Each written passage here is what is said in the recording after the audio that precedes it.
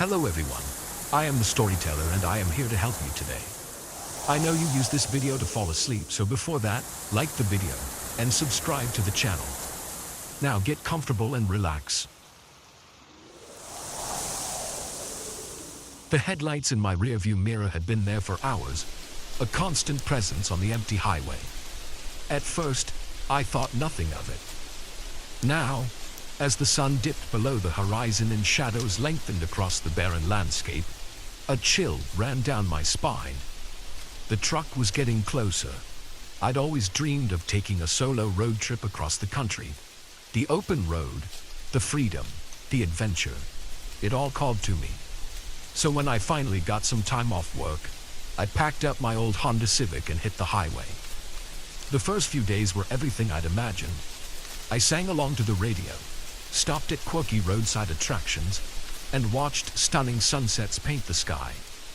But now, on day 4, something felt off. I'd been driving through the desert for hours. The monotonous landscape broken only by the occasional cactus or weathered rock formation. The solitude that had felt so freeing before now seemed oppressive. I glanced at my rearview mirror again. The truck was still there, a dark silhouette against the fading light. It had appeared behind me shortly after I'd stopped for gas at a small town about 100 miles back. At first, I barely noticed it. Plenty of people travel these roads, I told myself. But as the miles ticked by and no other cars passed us, unease began to gnaw at my gut. I pressed my foot harder on the accelerator, watching the speedometer creep up. 70, 75, 80 miles per hour. The truck matched my speed effortlessly, neither gaining nor losing ground. My palms began to sweat, and I gripped the steering wheel tighter. "You're being paranoid," I muttered to myself, trying to shake off the growing sense of dread. "It's just someone going the same way you are. That's all." But even as I said the words, I knew I didn't believe them. There was something deliberate in the way the truck maintained its distance, something predatory. I spotted a sign for an upcoming rest stop and made a split-second decision. Maybe I could lose them there.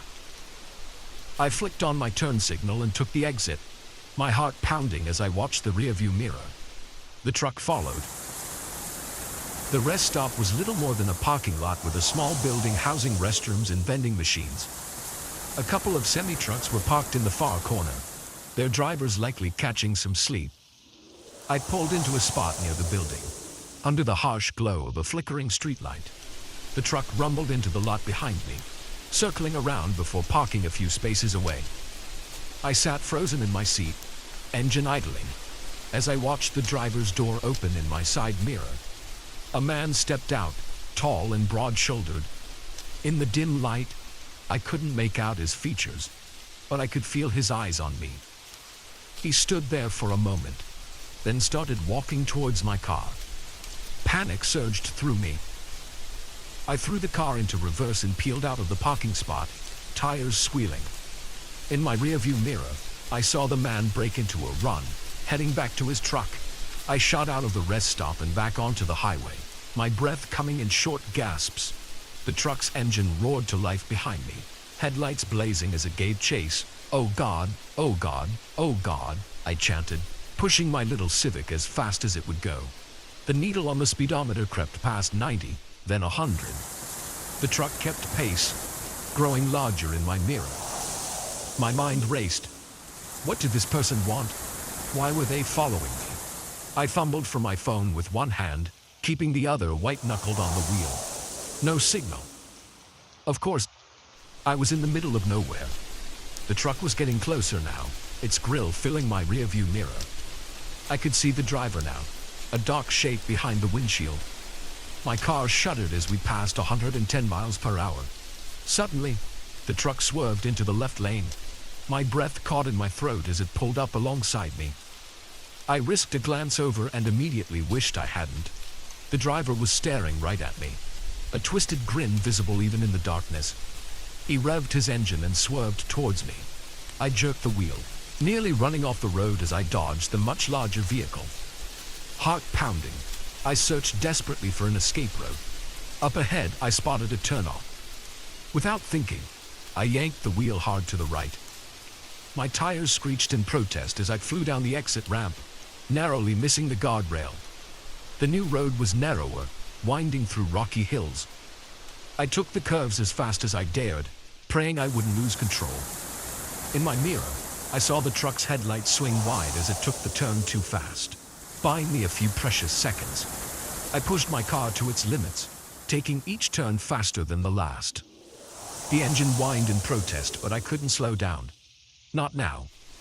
Trees whipped by in a dark blur.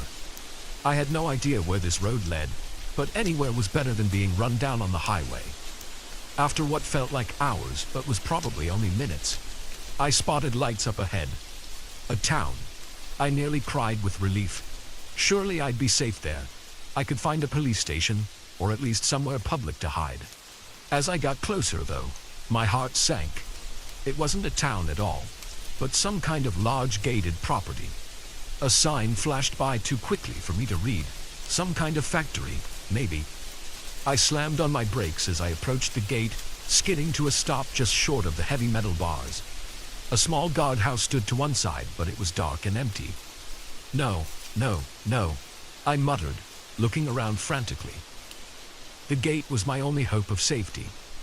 But how could I get through? The sound of an engine gunning in the distance spurred me into action. I leapt out of my car and ran to the guardhouse, praying I'd find some way to open the gate. A button, a switch, anything. I'd barely reached the small building when headlights illuminated the area, accompanied by the roar of a powerful engine. The truck had found me. Time seemed to slow as I watched it barrel down the road towards me. In that moment, I knew with terrifying certainty that he wasn't going to stop. He was going to ram right through my car, the gate, and me. Pure instinct took over. I dove to the side, rolling into a ditch just as the truck slammed into my poor Civic. The sound of crunching metal and breaking glass filled the air.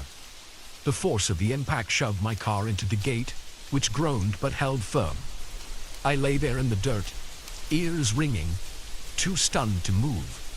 The truck's engine was still running, filling the night with its menacing rumble. Then I heard a car door open and heavy footsteps approaching. "Come on out, sweetheart," a gravelly voice called. "No need to hide. I just want to talk." Fear jolted through me like an electric shock. I scrambled deeper into the ditch, trying to make myself as small as possible. The footsteps grew closer, accompanied by an eerie whistle. "Don't make this harder than it needs to be," the man said, his tone conversational, as if we were old friends. "I've been watching you for days, you know, waiting for the right moment. You're a cautious one, I'll give you that. But everyone lets their guard down eventually." My blood ran cold. Days? Had he been following me this whole time? Memories flashed through my mind. A truck I'd noticed at a few gas stations. A man watching me in a diner mirror. Oh God, how had I not realized? I needed to run, to get away. But terror kept me frozen in place. The footsteps stopped right above me. I could see the man's boots at the edge of the ditch, inches from my face. "Found you," he said softly. A hand reached down, grabbing my arm in an iron grip. I screamed, thrashing wildly as he dragged me up the slope.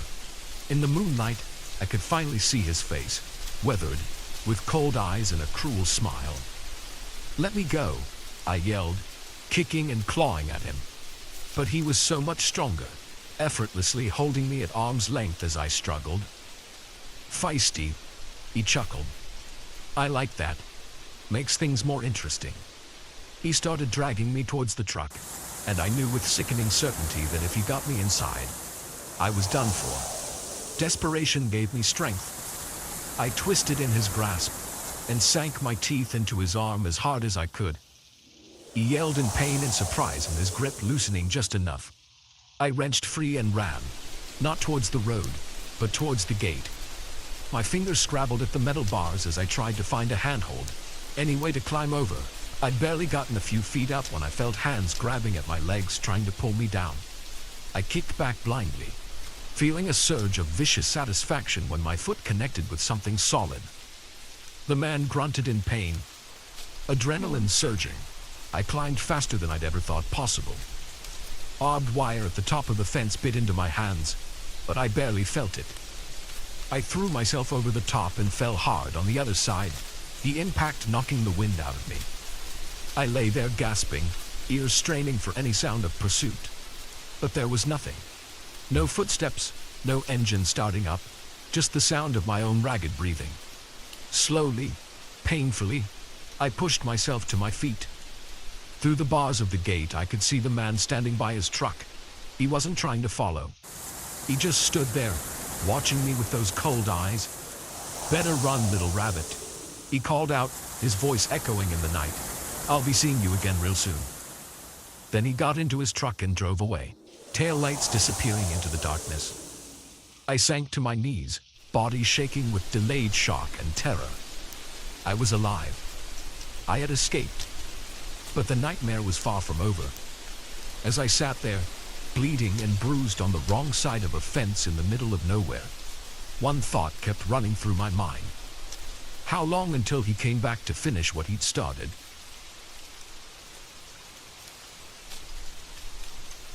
The crunch of dead leaves under my boots was the only sound in the forest until I heard it. A distant, haunting whisper that made my blood run cold. I froze, straining my ears, but the whisper didn't come again. Just the wind, I told myself. But as I stood there, alone in the deepening twilight, I couldn't shake the feeling that something was watching me from the shadows. I'd always loved hiking, the thrill of exploring nature and pushing my limits. This trail in the Appalachians was supposed to be my biggest challenge yet. A week-long solo trek through some of the most remote wilderness on the East Coast. I'd prepared for months, studying maps, upgrading my gear, and getting into the best shape of my life. What I hadn't prepared for was the soul-crushing loneliness. 3 days in, and I hadn't seen another human being since I'd left the trailhead. The isolation that had seemed so appealing when I planned this trip now felt oppressive. Every snapping twig made me jump. Every shadow seemed to move. I shook my head, trying to clear the paranoid thoughts. "Get it together, Mike," I muttered to myself. "You wanted solitude, remember?" Hitching my backpack higher on my shoulders, I pressed on. The trail wound deeper into the forest, the trees growing denser and blocking out what little remained of the fading daylight. I clicked on my headlamp, the narrow beam barely penetrating the gloom ahead. That's when I saw it. A flicker of light through the trees, so faint I thought I'd imagined it. I blinked, and it was gone. But no, there it was again. A warm, yellow glow, like a candle in a window. My heart raced. A cabin. Out here. It wasn't on any of my maps, Mo, but the promise of shelter and maybe even company was too tempting to ignore. I veered off the trail, pushing through thick underbrush towards the light. As I got closer, the cabin came into view. It was old. Really old. The log walls were weathered gray, the roof sagging under the weight of years. But there was definitely a light in the window, wavering like a candle flame. I approached cautiously, leaves crunching under my feet. The porch creaked ominously as I stepped onto it. I raised my hand to knock, then hesitated. Something felt off. The hairs on the back of my neck stood up, and that feeling of being watched returned stronger than ever. Before I could talk myself out of it, I tried the door handle. It turned easily, and the door swung open with a long, eerie creak. "Hello," I called out, poking my head inside. "Anyone home?" Silence answered me. The interior was a single room, dimly lit by a lantern on a rickety table. Dust covered every surface, and cobwebs hung in the corners. It looked like no one had been here in years. And yet, the lantern was lit. And there, on the table beside it, was a steaming mug of what smelled like coffee. My breath caught in my throat. Someone had been here, and recently. But where were they now? I should have left. Every instinct screamed at me to turn around and get back on the trail. But exhaustion and curiosity won out. I stepped inside, letting my backpack slip to the floor. The coffee smell was intoxicating after days of nothing but trail mix and protein bars. I picked up the mug, feeling its warmth seep into my cold fingers. It couldn't hurt to take just one sip, could it? I raised the mug to my lips, then froze. There, on the far wall, was a corkboard covered in photos. Dozens of them, all of hikers on the trail. And in every single one, barely noticeable unless you were looking for it, was a dark figure lurking in the background. The mug slipped from my nerveless fingers, shattering on the floor. I stumbled backwards, my heart pounding so hard I thought it might burst from my chest. That's when I heard it. Footsteps, slow and deliberate, coming up the porch steps. Panic seized me. I looked around wildly for a place to hide, but the cabin was too small, too open. The footsteps drew closer, each creak of the porch boards like a gunshot in the silence. There was a small window on the far wall. Without thinking, I lunged for it, yanking it open and squeezing through just as the door began to open. I tumbled to the ground outside, leaves cushioning my fall. For a moment, I lay there, too terrified to move. I could hear movement inside the cabin, slow and methodical. Then a voice, low and gravelly, sent chills down my spine. "I know you're out there," it said. "I can smell your fear." I scrambled to my feet and ran, not caring about the noise I made crashing through the underbrush. Branches whipped at my face. Roots threatened to trip me, but I didn't slow down. I just ran, blind panic driving me deeper into the dark forest. I don't know how long I ran. It could have been minutes or hours. Eventually, I collapsed against a tree, lungs burning, legs shaking. I strained my ears, listening for any sign of pursuit, but heard nothing except the pounding of my own heart. As the adrenaline faded, rational thought began to return. I needed to get out of these woods, fast. But in my panicked flight, I'd lost all sense of direction. My backpack with all my supplies was still in the cabin. I had no food, no water, no map, just the clothes on my back and my headlamp, which chose that moment to flicker ominously. "Think, Mike, think," I muttered, trying to calm my racing thoughts. The North Star. If I could find it, I could at least figure out which direction to go. I looked up, searching for a break in the canopy. Instead, my blood turned to ice. There, not 20 feet away, was a figure standing motionless between the trees.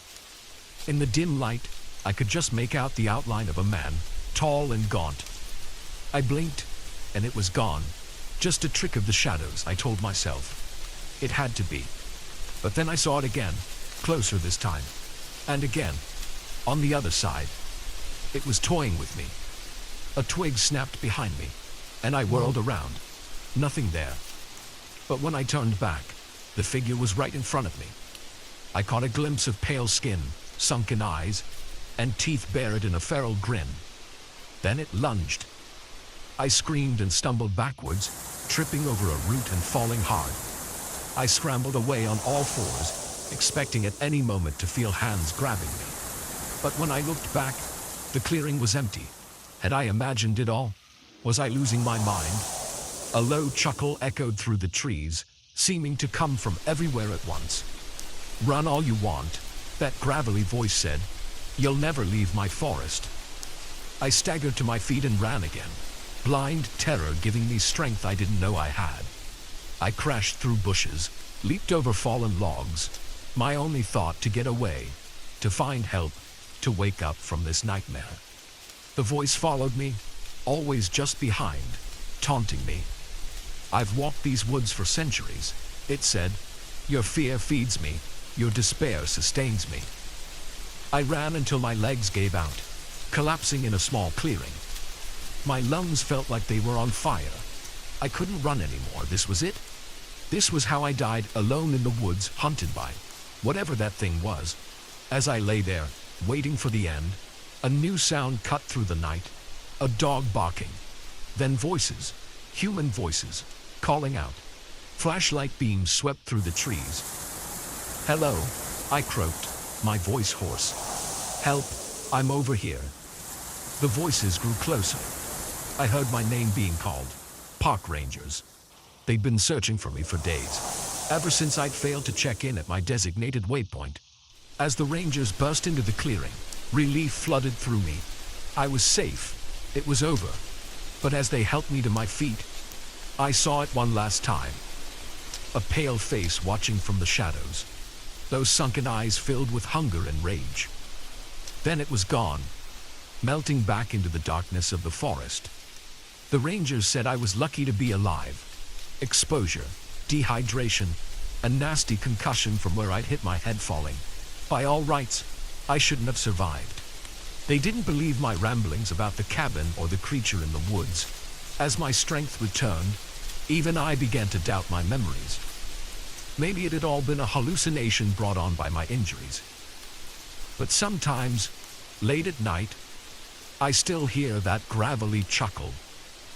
And I know that somewhere out there, in the deepest, darkest part of the forest, something is waiting, watching, hungry for the next foolish hiker who wanders off the trail. I'll never go into those woods again. But part of me, the part that still wakes up screaming from nightmares of pale skin and feral grins, wonders if I ever truly left. The moment I saw his eyes in the rearview mirror, I knew we'd made a terrible mistake. There was something off about them, a coldness that sent chills down my spine. But by then, it was too late. We were already in his truck, miles from anywhere, with no way out. It had started as a perfect day. My girlfriend, Sarah, and I were on a road trip through the Southwest. Just the two of us, our beat-up Corolla, and the open road.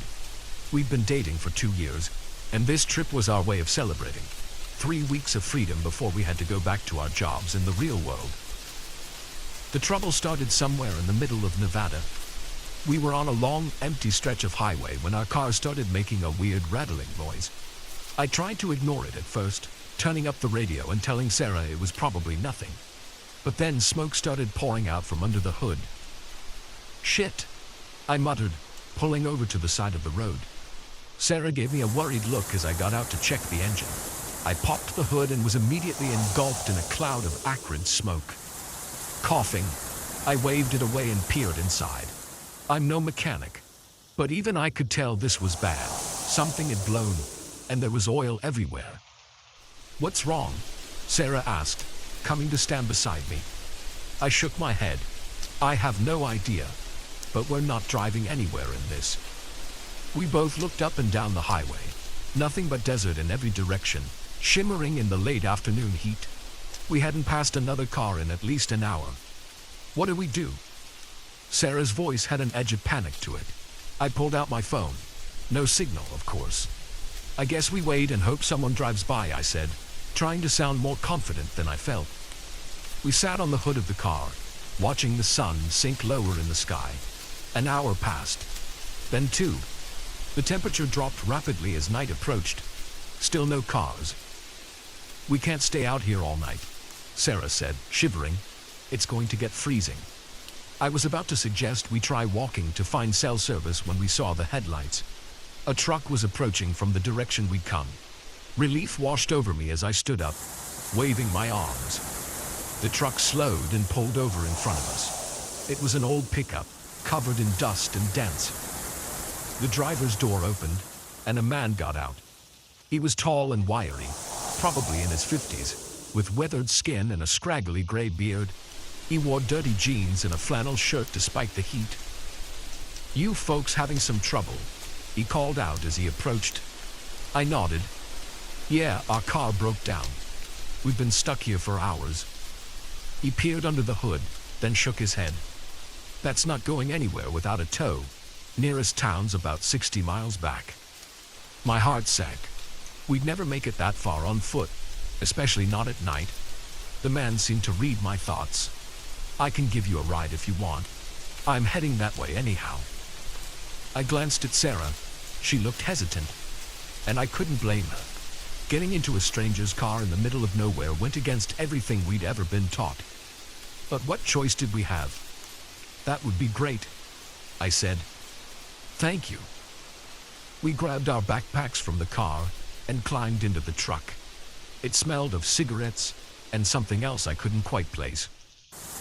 The man introduced himself as Earl as he started driving. At first, Everything seemed fine. Earl made small talk, asking about our trip and where we were from. But as we drove, I started to notice little things that set me on edge. The way his eyes kept flicking to Sarah in the rearview mirror. How he'd sometimes trail off mid-sentence, like he was distracted by some private thought. And then there was the smell. That odd scent I'd noticed earlier was stronger now, metallic and vaguely sour. It reminded me of something, but I couldn't quite place it. We'd been driving for about half an hour when Earl suddenly turned off the highway onto a dirt road. "Shortcut," he said, noticing my confused look. "Save us some time." I wanted to object, to tell him to stick to the main road, but something in his tone made me hold my tongue. Sarah squeezed my hand, and I could feel her trembling slightly. The dirt road wound through the desert, lit only by the truck's headlights. We bounced and jolted over the rough terrain. Earl had stopped talking now, his eyes fixed on the road ahead. After about 10 minutes, he pulled to a stop in front of an old, run-down gas station. The windows were boarded up, and a faded sign hung crookedly above the door. "Gotta take a leak," Earl said, turning off the engine. "Won't be a minute." He got out, slamming the door behind him. As soon as he was gone, Sarah turned to me, her eyes wide with fear. "We need to get out of here," she whispered urgently. "Something's not right." I nodded, my mouth dry. "I know, but where would we go? We're in the middle of nowhere." Before she could answer, we heard a sound that made my blood run cold. A muffled scream, coming from inside the gas station. We both froze, straining our ears. There it was again, louder this time. A woman's voice, crying out in terror. "Oh my God," Sarah gasped. "There's someone in there." I reached for the door handle, my heart pounding. But before I could open it, Earl was back. He slid into the driver's seat, a strange smile on his face. "All set," he said cheerfully. "Let's get going." I caught Sarah's eye. She gave a tiny nod. We both knew we couldn't leave, not if someone was in trouble. "Actually," I said, trying to keep my voice steady, "I need to use the bathroom too. Is it okay if I—" Earl's smile vanished. "No need for that, we're almost there." "Please," I insisted. "It'll just take a second." For a moment, I thought he was going to refuse. But then he shrugged. "Suit yourself, but make it quick." I got out of the truck, my legs shaking. As I walked towards the gas station, I heard Earl's door open behind me. "I'll come with you," he said. "Make sure you don't get lost." Panic surged through me. I reached the door and tried the handle. Locked. "It's around back," Earl said, far too close behind me. I turned to face him, backing up against the door. "I heard someone screaming," I said, dropping all pretense. "What's going on here?" Earl's face twisted into a snarl. "You should have minded your own business, boy." He lunged at me, faster than I would have thought possible for a man his age. I ducked, feeling his fingers graze my hair. I shoved him hard, sending him stumbling backwards, and ran. "Sarah," I yelled, "run!" I saw her jump out of the truck, her face pale with terror. Earl was right behind me, cursing and spitting. I reached Sarah and grabbed her hand, pulling her along as we sprinted into the darkness. We ran blindly, stumbling over rocks and scrub brush. I could hear Earl crashing through the desert behind us, getting closer. Sarah tripped and fell, crying out in pain. I hauled her to her feet, but those few seconds were all Earl needed. He tackled me from behind, driving me to the ground. The impact knocked the wind out of me. I struggled, trying to throw him off, but he was strong, his weight pinning me down. "Get off him," Sarah screamed. I saw her grab a rock and bring it down hard on Earl's head. He grunted in pain and rolled off me. I scrambled to my feet, gasping for air. Earl was already getting up, blood trickling down the side of his face. "You're gonna regret that," he growled. He reached into his pocket and pulled out a wicked-looking knife. The blade glinted in the moonlight as he advanced on us. Time seemed to slow down. I looked around desperately for something, anything we could use to defend ourselves. That's when I saw it, the glint of metal half buried in the sand. A pipe or a piece of rebar. I couldn't tell which, but it was something. I dove for it just as Earl lunged at Sarah. My hand closed around cold metal, and I swung without thinking. There was a sickening crunch as the pipe connected with Earl's skull. He dropped like a stone. For a moment, we just stood there panting. Earl lay motionless at our feet. I felt numb, my mind struggling to process what had just happened. Sarah's voice snapped me back to reality. We need to go, now. I nodded, still clutching the pipe. The gas station. We need to check. We approached the building cautiously. The back door was locked with a heavy padlock. I smashed it open with the pipe, my hands shaking. The interior was dark and musty. We found a light switch, and fluorescent bulbs flickered to life, revealing a scene out of a nightmare. The room was filled with cages, and in those cages, I won't describe what we saw. Some things are better left unsaid, but we got those people out. We called the police from the gas station's old landline. They came, along with ambulances and a whole circus of FBI agents. They told us later that Earl had been operating in the area for years, that we'd stumbled onto something bigger and darker than we could have imagined. They called us heroes. But in my dreams, I still see Earl's cold eyes in the rearview mirror. I still smell that metallic, sour scent. And I wonder how many other Earls are out there, prowling the lonely highways waiting for someone's car to break down. Sarah and I, we don't take road trips anymore. Some roads, once you've been down them, you can never go back.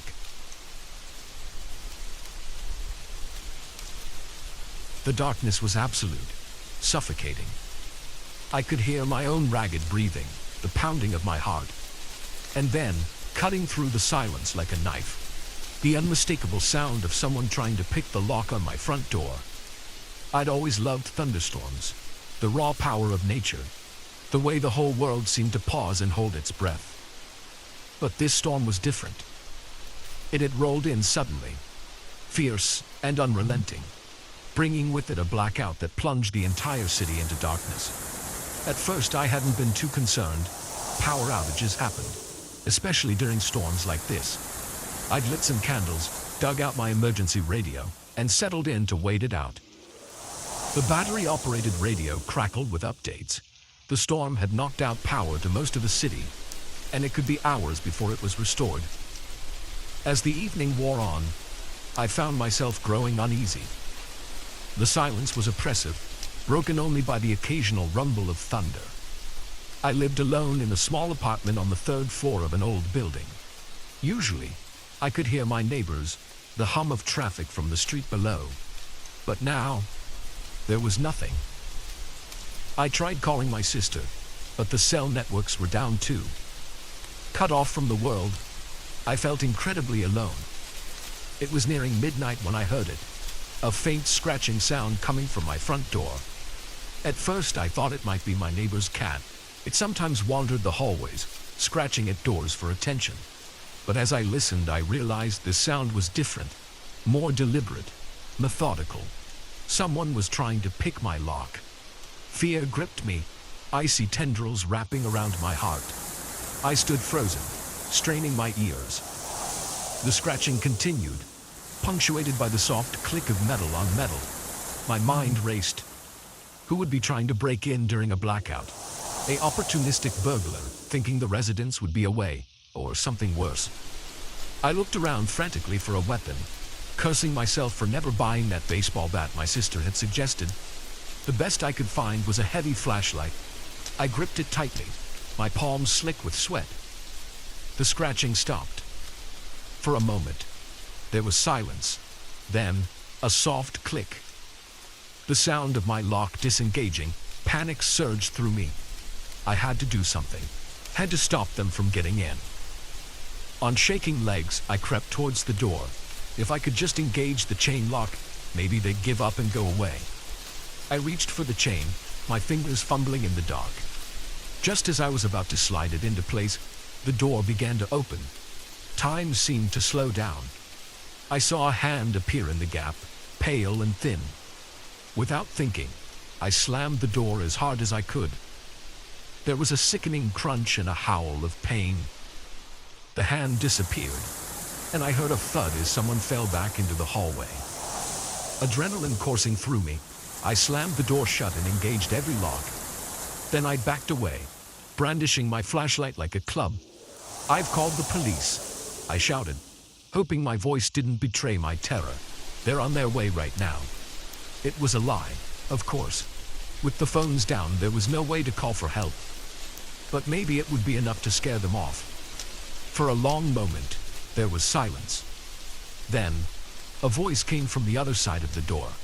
Low, raspy, filled with barely contained rage. "You shouldn't have done that." The words sent chills down my spine. This wasn't some random burglar. This person, whoever they were, had come for me specifically. I heard movement in the hallway, the sound of someone getting to their feet, then a thud against my door, hard enough to make it shudder in its frame. They were trying to break it down. I backed away, my mind racing. The fire escape. If I could just make it to the window, I could climb down to the street. Another thud, louder this time. The wood of the door creaked ominously. I turned and ran for the bedroom, where the fire escape was. Behind me, I heard the splintering of wood. They were getting through. I reached the window and yanked it open, cold rain lashing my face. I climbed out onto the metal grating of the fire escape, the wind buffeting me as I began to descend. 1 floor down, 2, my foot slipped on the wet metal, and I nearly fell.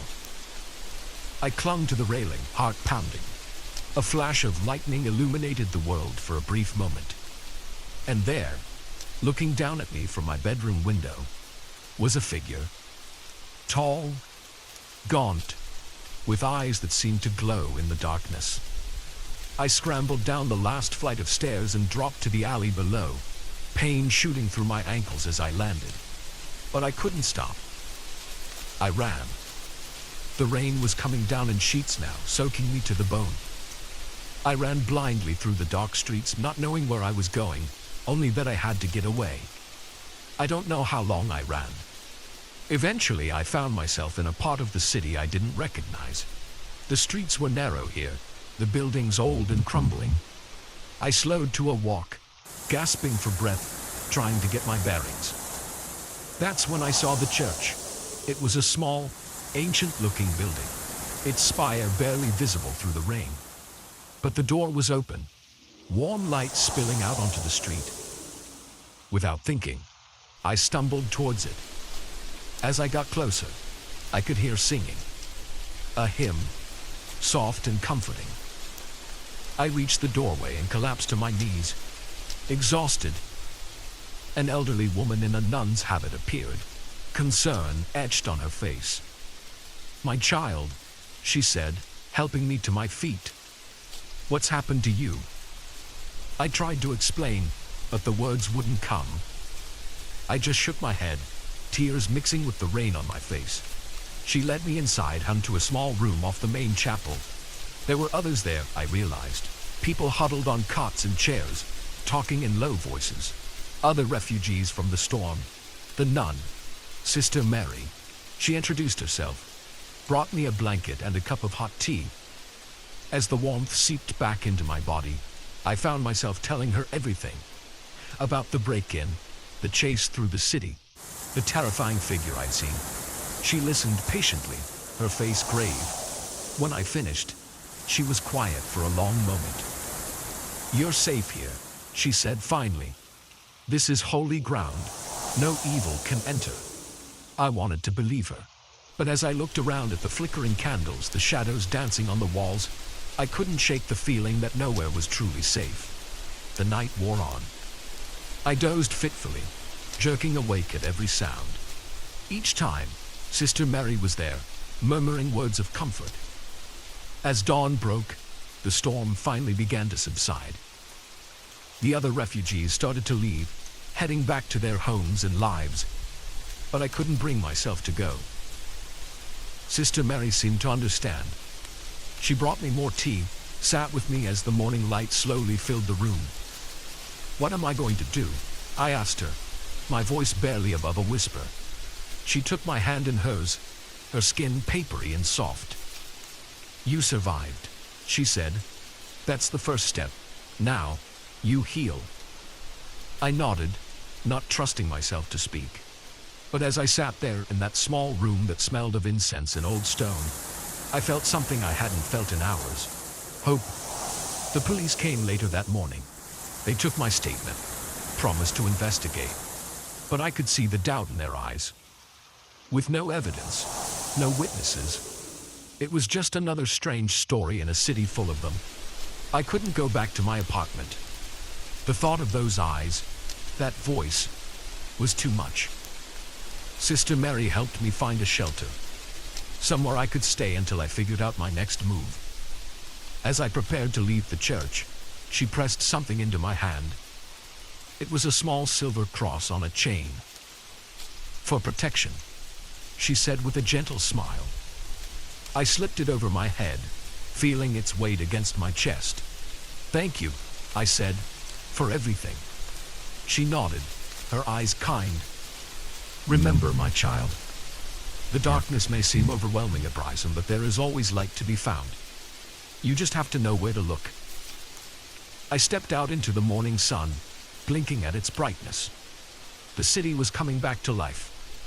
Power restored. People going about their day as if nothing had happened.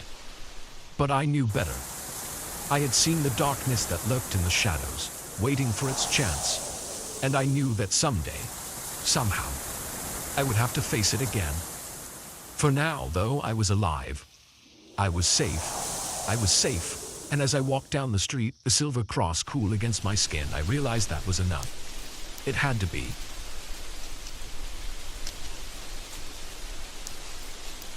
The first shotgun blast nearly took my head off. It whistled past my ear, shattering the calm of the forest and sending birds scattering into the sky. In that moment, I realized our quiet camping trip had just become a fight for survival. It was supposed to be a relaxing weekend getaway. My friends and I had been planning this camping trip for months, eager to escape the chaos of city life and reconnect with nature. There were 4 of us: me, my best friend Jake, his girlfriend Sarah, and our mutual friend Mike. We'd found a spot deep in the national forest, far from the usual campgrounds and hiking trails, the kind of place where you could really feel alone in the wilderness. The drive out had been full of laughter and excitement. We sang along to old road trip playlists, stopped at quirky roadside attractions, and marveled at the changing landscape as urban sprawl gave way to rolling hills and dense forests. We arrived at our campsite late Friday afternoon. It was perfect, a small clearing near a babbling brook, surrounded by towering pines. We set up our tents, gathered firewood, and settled in for what we thought would be a peaceful evening under the stars. That first night was everything we'd hoped for. We roasted marshmallows, told ghost stories, and stayed up late talking and laughing. The air was crisp and clean, filled with the sounds of crickets and the occasional hoot of an owl. I remember thinking how lucky we were to have found such an untouched piece of paradise. Saturday morning, we woke up early, eager to explore. After a quick breakfast of instant oatmeal and camp coffee, we set off on a hike. The trail was rough and overgrown, clearly not used much, but that only added to the sense of adventure. We spent hours wandering through the woods, marveling at hidden waterfalls and spotting wildlife. It was on our way back to camp that things started to feel off. I noticed it first, a stillness in the air, like the forest was holding its breath. The birds had gone quiet, and even the wind seemed to have died down. "Guys," I said, stopping in my tracks. "Do you hear that?" Jake looked at me, confused. "Hear what?" "Exactly," I replied. "Nothing. It's too quiet." As if on cue, a twig snapped somewhere in the underbrush. We all whirled towards the sound, but there was nothing there. just shadows and leaves. It's probably just a deer, Sarah said, but her voice was tense. We picked up our pace, suddenly eager to get back to the relative safety of our campsite. As we walked, I couldn't shake the feeling that we were being watched. Every rustle of leaves, every shadow, seemed to hide potential threats. We burst into our clearing, half expecting to find our camp ransacked by bears or other wildlife. But everything was exactly as we'd left it. We all let out a collective sigh of relief. "See?" Mike said, forcing a laugh. We were worried over nothing. But our relief was short-lived. As we started to prepare dinner, we heard the sound of an engine in the distance. It grew louder, accompanied by the crunch of tires on gravel. Someone was coming down the old logging road that led to our campsite. A battered pickup truck burst into the clearing, skidding to a stop in a cloud of dust. 3 men got out, all of them burly and bearded, wearing dirty flannel shirts and camo pants. They looked like something out of Deliverance, and my stomach dropped as I realized we were in trouble. The oldest of the 3, a grizzled man with a scar running down his cheek, stepped forward. Well, he drawled. "What do we have here?"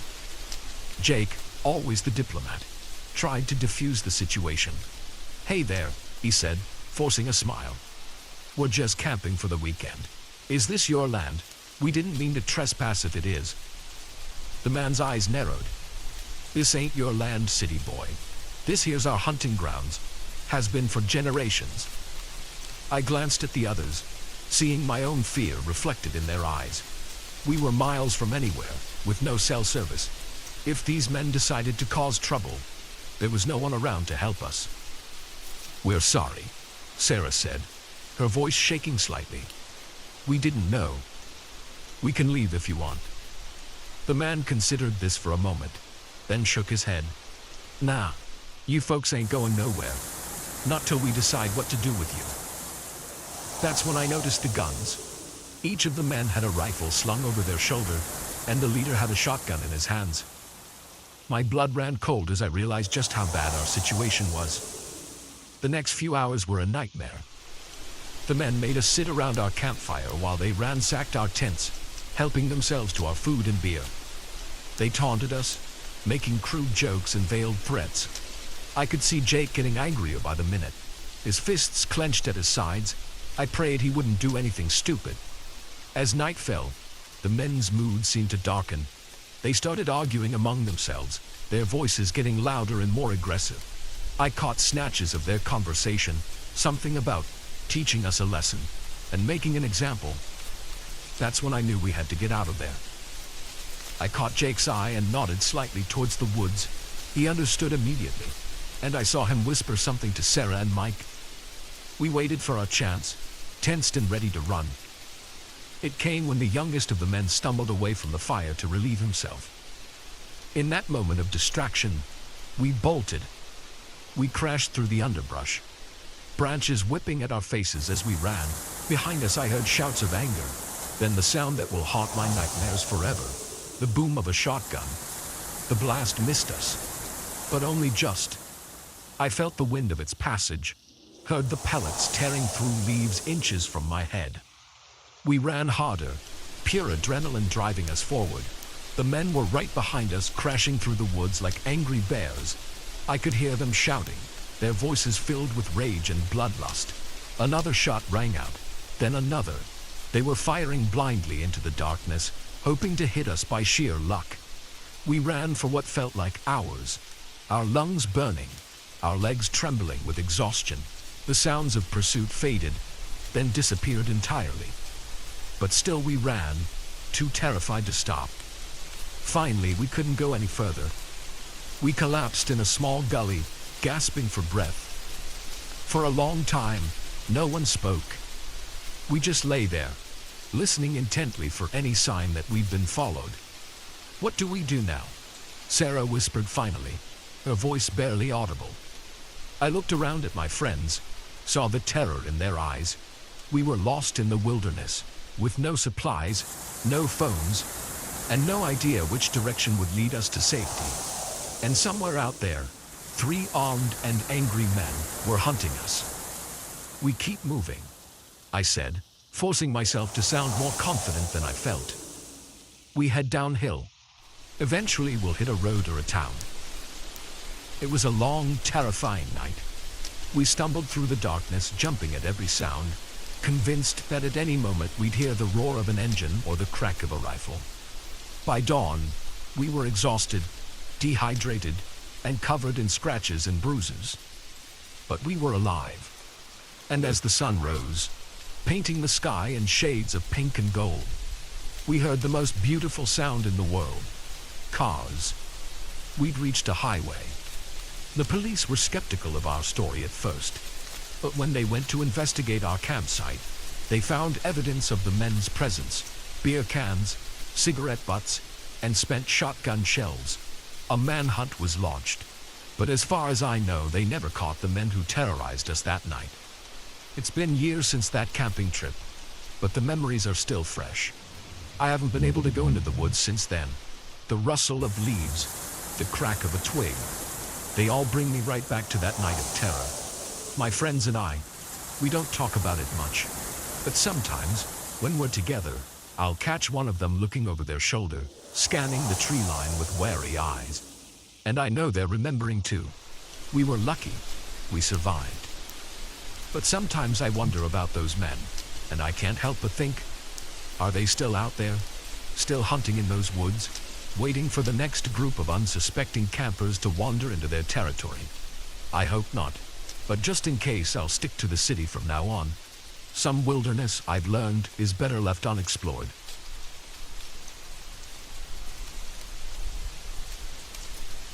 The first thing I noticed was the smell. Acrid, chemical, wrong. It hit me as soon as I opened the warehouse door, and in that moment, I knew I'd stumbled onto something I wasn't supposed to see.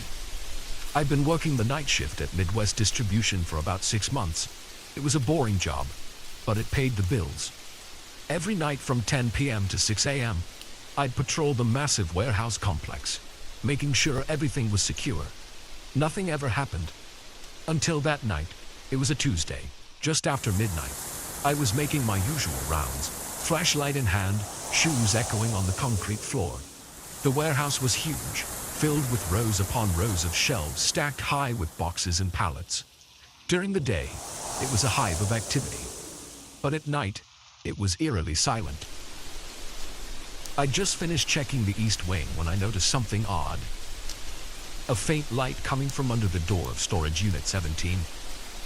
That unit had been empty for months, or so I thought. Curious, I approached the door, my hand instinctively going to the radio at my belt. The smell hit me as soon as I cracked the door open.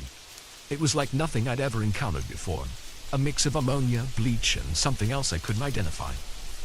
My eyes watered, and I had to stifle a cough. Blinking away tears, I shone my flashlight into the unit. What I saw made my blood run cold. The space was filled with makeshift tables, each covered in beakers, tubes, and other equipment I vaguely recognized from high school chemistry. In the center of it all was a large apparatus that looked like something out of a sci-fi movie, bubbling and hissing ominously. It didn't take a genius to figure out what I was looking at. A drug lab, and a big one at that. My mind raced. How long had this been here? Who was behind it? And most importantly, what the hell was I supposed to do now? I knew I should call the police immediately, but something held me back. This was way bigger than some small-time operation. The scale, the sophistication of the equipment. This had to be the work of a major criminal organization. And if they could set up a lab right under our noses, who knew how deep their influence ran? As I stood there, frozen with indecision, I heard a noise that made my heart stop. Footsteps coming from deeper in the unit. I killed my flashlight and ducked behind a stack of boxes, praying I hadn't been seen. 2 men emerged from behind a makeshift partition. Even in the dim light, I could see they were trouble. One was tall and wiry, with tattoos covering his arms. The other was built like a linebacker, with a shaved head and cold, dead eyes.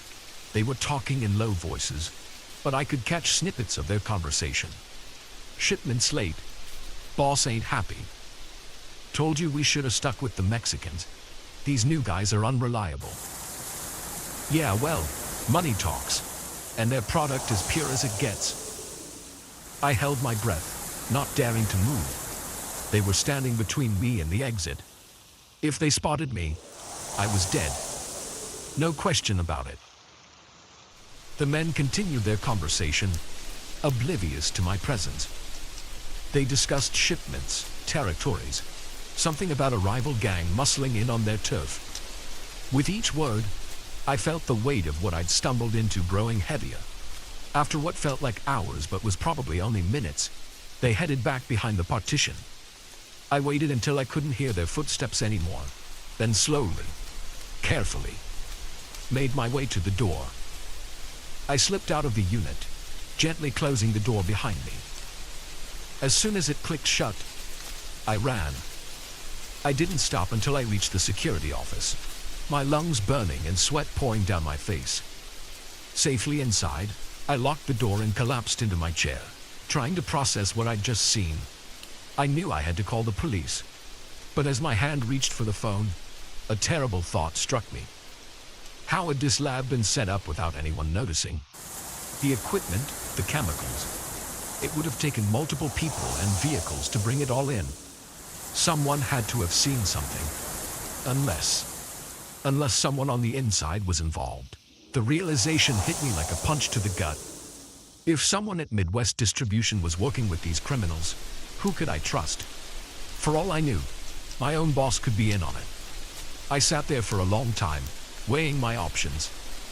If I went to the police, I risked tipping off whoever was involved. They might destroy the evidence or worse, come after me. But if I kept quiet, I'd be letting a major drug operation continue right under my nose. In the end, I decided to wait. I needed more information.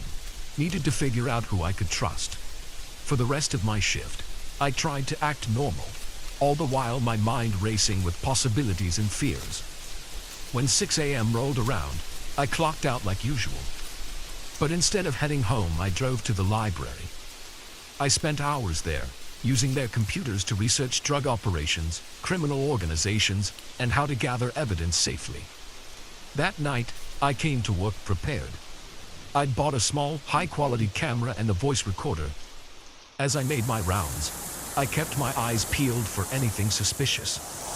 It didn't take long to spot. Mike, one of the forklift operators on the night shift, kept making trips to and from storage unit 17. Each time, he'd glance around furtively before entering. I managed to snap a few photos without him noticing. Later, I overheard him on the phone, talking in hushed tones about product imminent distribution channels. Over the next week, I gathered more evidence, photos, recordings, notes on suspicious activities and personnel. I was careful, always watching my back, never staying in one place too long.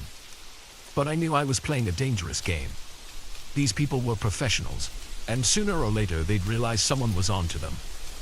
My paranoia grew with each passing day. Every glance from a coworker, every unexpected noise sent my heart racing. I barely slept, jumping at every sound in my apartment. Finally, after 2 weeks of this, I decided I had enough evidence. It was time to go to the authorities. I didn't trust the local police.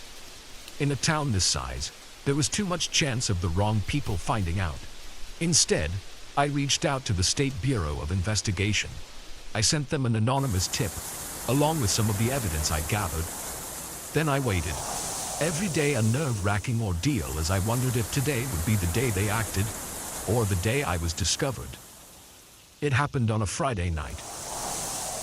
I was halfway through my shift when suddenly, the warehouse was swarming with armed agents. They moved with precision, securing exits and rounding up employees. I watched from the shadows as they breached storage unit 17, heard the shouts and sounds of struggle. Mike and several others were led out in handcuffs, looking shocked and angry. An agent approached me, flashing a badge. "Sir, we need to ask you a few questions." I nodded, relief washing over me. It was over. I'd done the right thing. The next few hours were a blur of interviews and statements. I told them everything I knew, handed over all my evidence. They seemed impressed by the thoroughness of my investigation. "You took a big risk," One agent told me. These people, they're part of a cartel that's been trying to establish a foothold in the Midwest. They wouldn't have hesitated to kill you if they'd found out.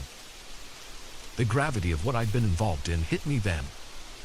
I'd known it was dangerous, but hearing it laid out like that, I realized just how close I'd come to disaster. In the end, my evidence helped bring down not just the lab, but a significant portion of the cartel's Midwest operation. The agent told me I'd probably saved lives, prevented who knows how many kilos of drugs from hitting the streets. I should have felt proud. Instead, I just felt tired and scared. The State Bureau offered me witness protection, a new name, a new life somewhere far away. Part of me wanted to refuse, to believe I could just go back to my old life. But I knew better. The cartel would be looking for whoever had betrayed them, and they had a long memory and a longer reach. So I said yes, left behind everything and everyone I knew. It wasn't easy starting over. There are days I miss my old life terribly. But then I think about that night in the warehouse. The acrid smell, the bubbling chemicals. I think about the lives that might have been ruined by the drugs produced there. And I know I made the right choice. Sometimes, doing the right thing comes at a cost. But it's a cost worth paying. Now, I live in a small town on the West Coast. I have a new job, new friends. To them, I'm just another face in the crowd. They don't know about my past, about the night that changed everything. But sometimes, when I catch a certain scent on the wind, chemical, acrid, wrong, I'm right back there in that warehouse. And I remember that sometimes, the most dangerous things are the ones hiding in plain sight.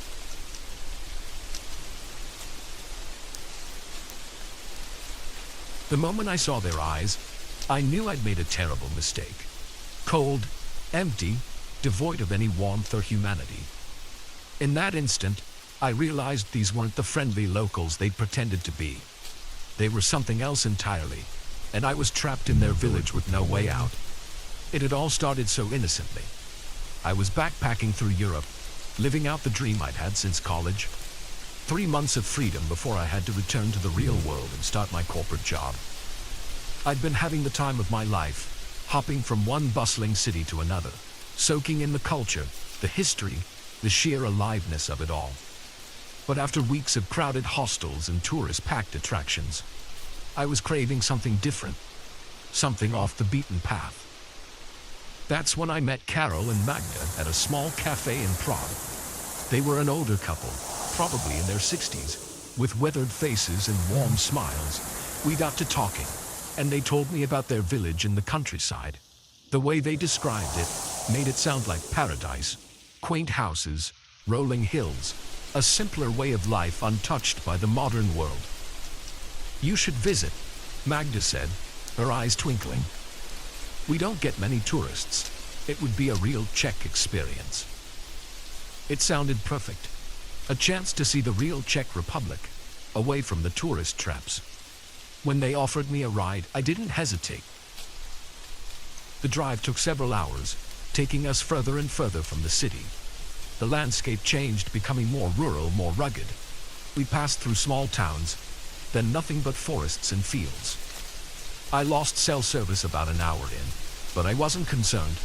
I was too excited about the adventure ahead. As we drove, Carol and Magda told me stories about their village, its history, its traditions. They spoke with such pride, such love for their home. It made me even more eager to see it for myself. The sun was setting when we finally arrived. At first glance, it was everything they'd promised.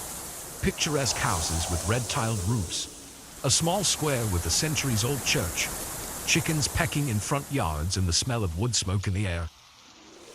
Carol and Magda introduced me to some of the villagers who were out and about. Everyone seemed friendly, welcoming. They invited me to stay in the village's only guest house, a cozy building that looked like it was straight out of a fairy tale. That first night, I joined Carol and Magda for dinner at the local pub.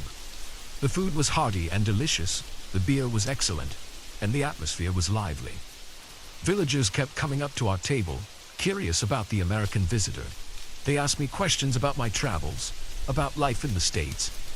I felt like a minor celebrity. As the night wore on and the beer flowed freely, I found myself promising to stay for a few days. Why not? I had the time. And this seemed like the authentic experience I'd been looking for. The next morning, I woke up feeling refreshed and excited to explore. I spent the day wandering the village, chatting with locals, even helping out with some farm work. Everyone was so friendly, so eager to share their way of life with me.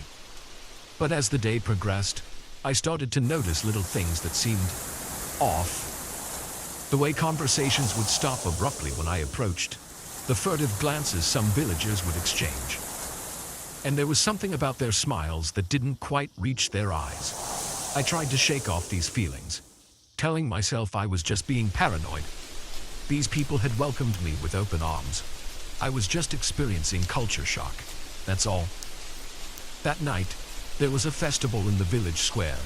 Music, dancing, more of that excellent beer. I let myself get caught up in the festivities, pushing my unease to the back of my mind. It wasn't until I tried to leave that I realized something was very, very wrong. "Leave," Carol said, his smile not wavering. "But you've only just arrived. You must stay longer." I laughed it off, saying I'd love to, but I had a schedule to keep. That's when I saw it. The flash of something cold and hard in his eyes. It was gone in an instant, replaced by his usual warm expression, but it sent a chill down my spine. "I insist," he said, his hand gripping my arm just a little too tightly. "We have so much more to show you." I looked around, suddenly aware of how the villagers had gathered around us. Their faces were still smiling, but their eyes... God, their eyes. They were watching me with a hunger that made my blood run cold. I stammered out an excuse and hurried back to the guest house, my heart pounding. Something was very wrong here and I needed to get out. Now, but when I tried to leave the next morning, I found the road out of town blocked. Construction, they said. It would be cleared in a day or two. And wasn't I enjoying my stay? Why was I in such a rush to leave? I spent the next few days in a state of increasing panic. Every attempt to leave was thwarted. My phone still had no signal, and I couldn't find a working landline anywhere in the village. The villagers were always around, always watching, always smiling those empty smiles. I tried to play along, to pretend everything was fine while I looked for a way out. But it was becoming clear that they knew exactly what I was doing.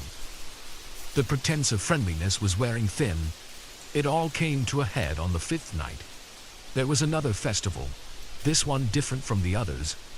The villagers wore strange masks and chanted in a language I didn't understand. I watched from my window, terror gripping me as I realized this might be my last chance to escape. I waited until the festival was in full swing, then slipped out the back of the guest house. I had a vague idea of which direction the main road was in. If I could just make it to the forest, maybe I could lose them, find my way to another town. I made it to the edge of the village before I heard the shouts. They'd spotted me. I ran, branches whipping my face as I plunged into the darkness of the forest. Behind me, I could hear them coming. Dozens of them, their chants turning to howls that didn't sound entirely human. I ran until my lungs burned and my legs felt like lead. But they were always behind me, getting closer. I could hear them crashing through the underbrush, calling out to each other in that strange language. Just when I thought I couldn't go on, I saw lights ahead. A highway. I burst out of the tree line, waving my arms frantically at the approaching headlights. The car screeched to a halt, and I practically threw myself at the driver's door. "Please," I gasped, "help me. They're coming." The driver, an older man, took one look at my wild eyes and torn clothes and unlocked the door. I scrambled in just as the first of the villagers emerged from the forest. As we sped away, I looked back. They were standing at the edge of the road, watching us go. Even from a distance, I could see their eyes gleaming in the darkness. I never found out what they wanted with me, why they were so determined to keep me there. Part of me doesn't want to know. The police didn't believe my story. How could they? It sounded insane even to me. They found the village, of course, but it was abandoned. No sign of Carol or Magda or any of the others, just empty houses and an old church. Sometimes I wonder if it really happened, if maybe I imagined it all, some kind of nervous breakdown brought on by stress and culture shock. But then I'll catch a glimpse of someone on the street, an older couple perhaps, with weathered faces and warm smiles. And for a moment, I'll see those eyes again, cold, empty, hungry. And I'll remember that sometimes, the most dangerous places are the ones that seem the most welcoming. That evil can wear a friendly face, and that some villages are best left undiscovered. I don't travel much anymore. The world suddenly seems a lot smaller, a lot darker. But sometimes, late at night, I find myself looking at maps of Eastern Europe, searching for a village that doesn't exist, and wondering what might have happened if I'd stayed just one more day.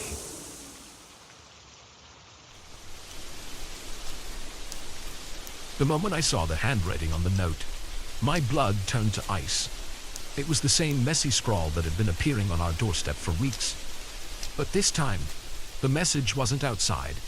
It was on my bedroom mirror, written in what looked horribly like blood. I see you when you sleep. We'd moved to the old farmhouse 3 months ago.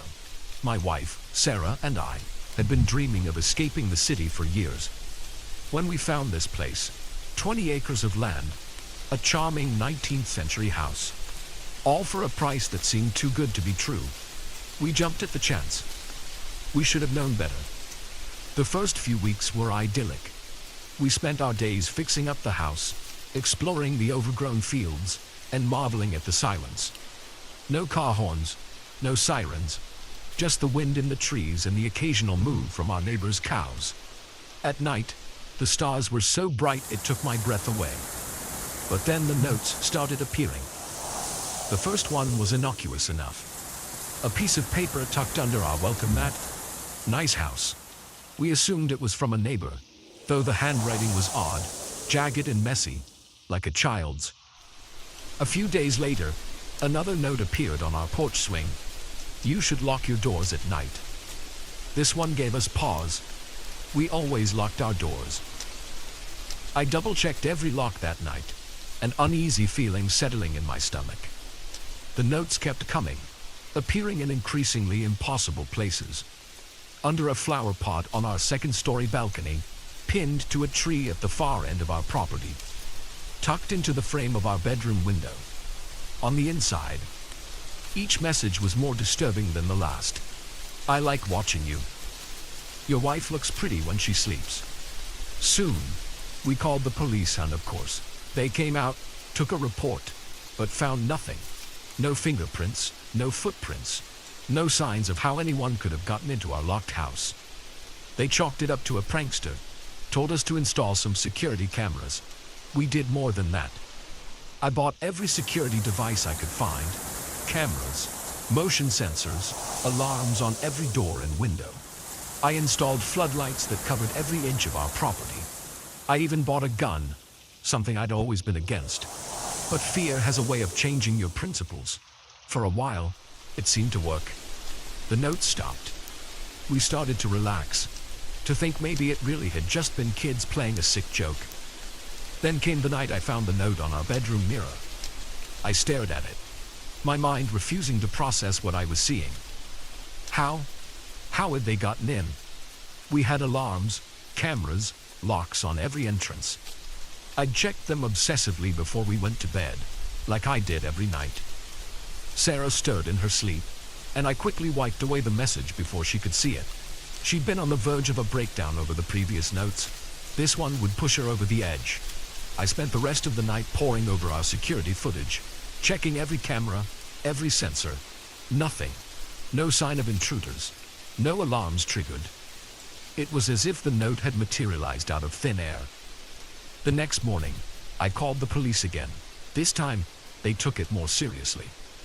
They swept the house, dusted for prints, interviewed our neighbors. Still nothing. Look, the detective said, his face grave. I'm going to be straight with you. This level of, intrusion, it's not normal. Whoever's doing this, they're not just some kid playing pranks. You should consider staying somewhere else for a while. But we had nowhere else to go. We'd sunk every penny we had into this house. And part of me, the part that wasn't consumed by fear, was angry. This was our home. I'd be damned if I let some psycho drive us out of it. So we stayed. I took time off work, spent my days patrolling the property with my gun, jumping at every sound.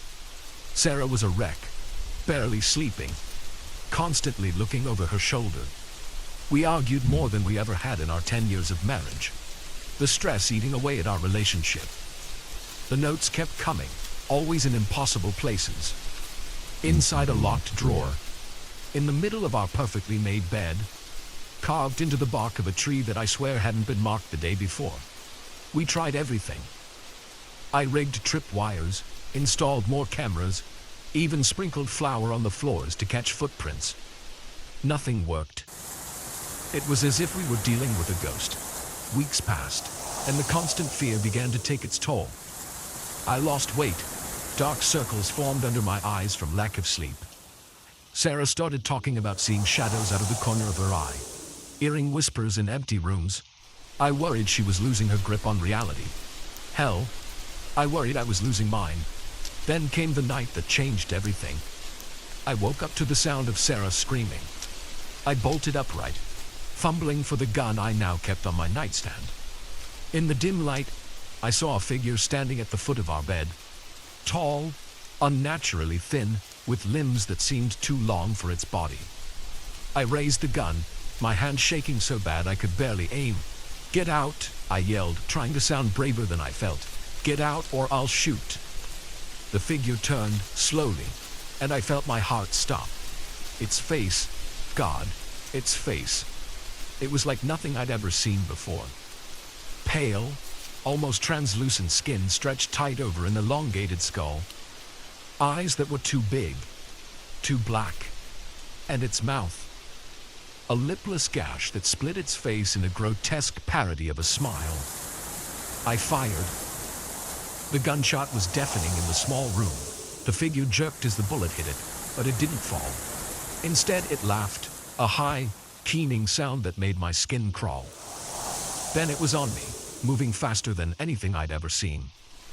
I felt claws, yes, claws, raking across my chest. I screamed, firing wildly, but it was like trying to shoot smoke. Sarah was still screaming, but it sounded far away. Everything was far away except the pain in those terrible black eyes boring into mine. I don't know how long the attack lasted. It felt like hours, but it must have been only moments. Suddenly, the weight was gone. I blinked, trying to clear my vision.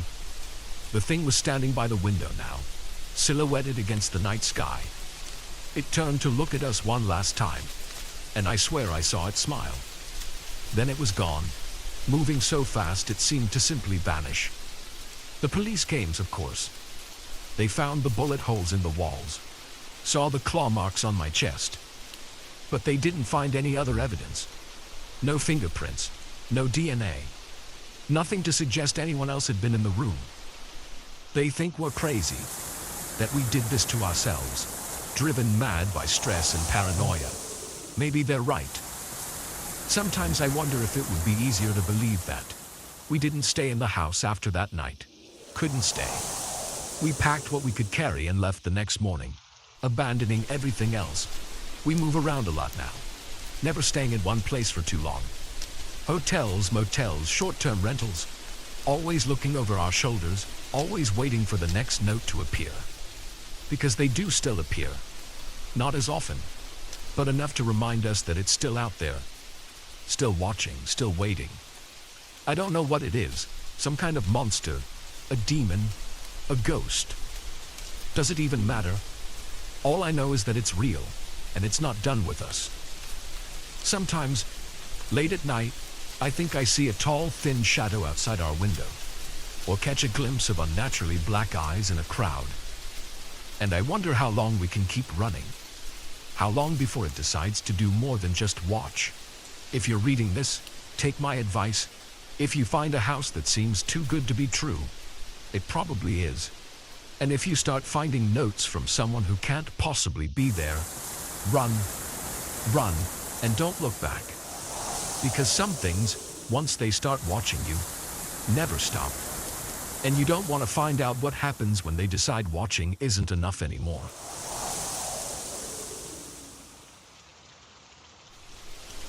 The crunch of leaves under my boots stopped abruptly as I froze, my blood turning to ice. There, in the clearing where I'd set up camp just hours ago, were fresh footprints that weren't mine. Someone, or something, had been here while I was gone, and judging by the stillness of the forest around me, they might still be watching.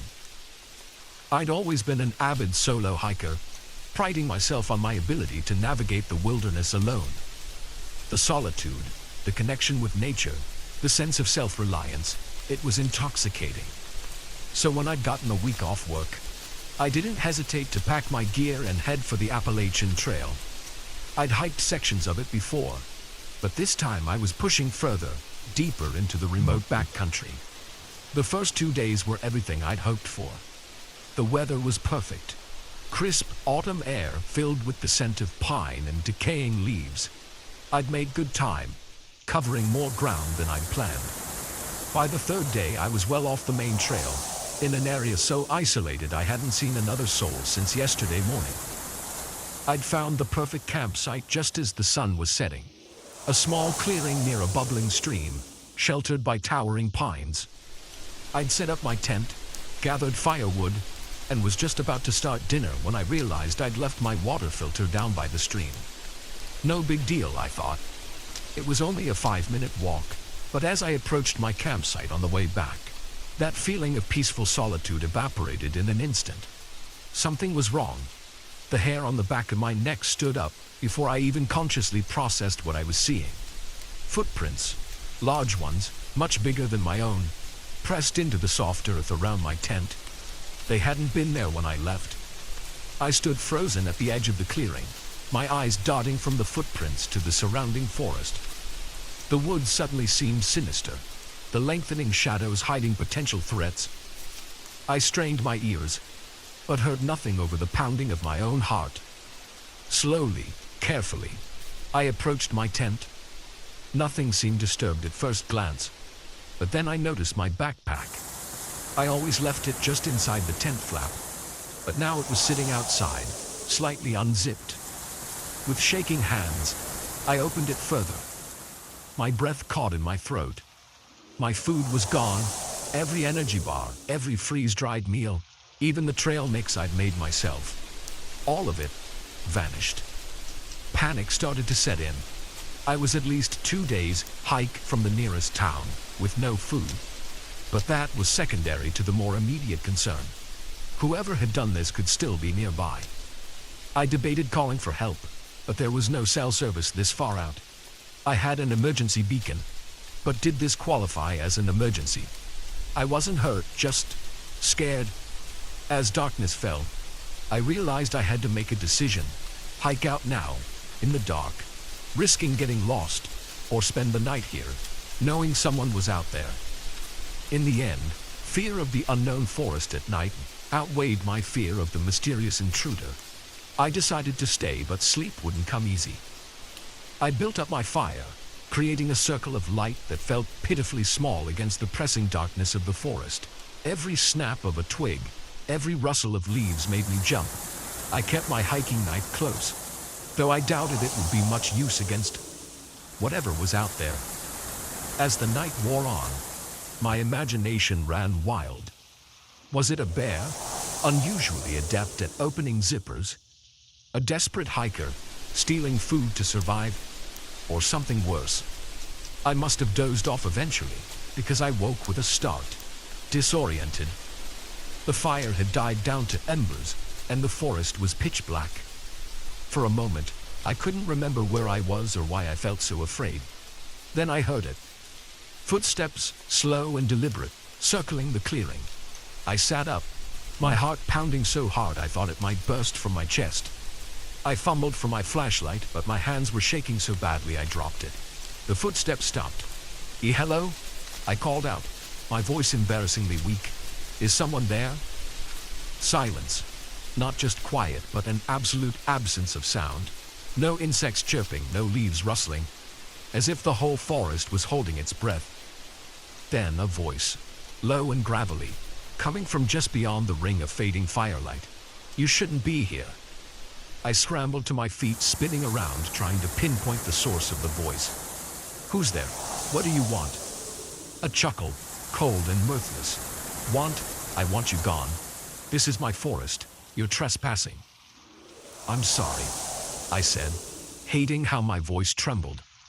"I didn't know. I'll leave first thing in the morning, I swear." Another chuckle.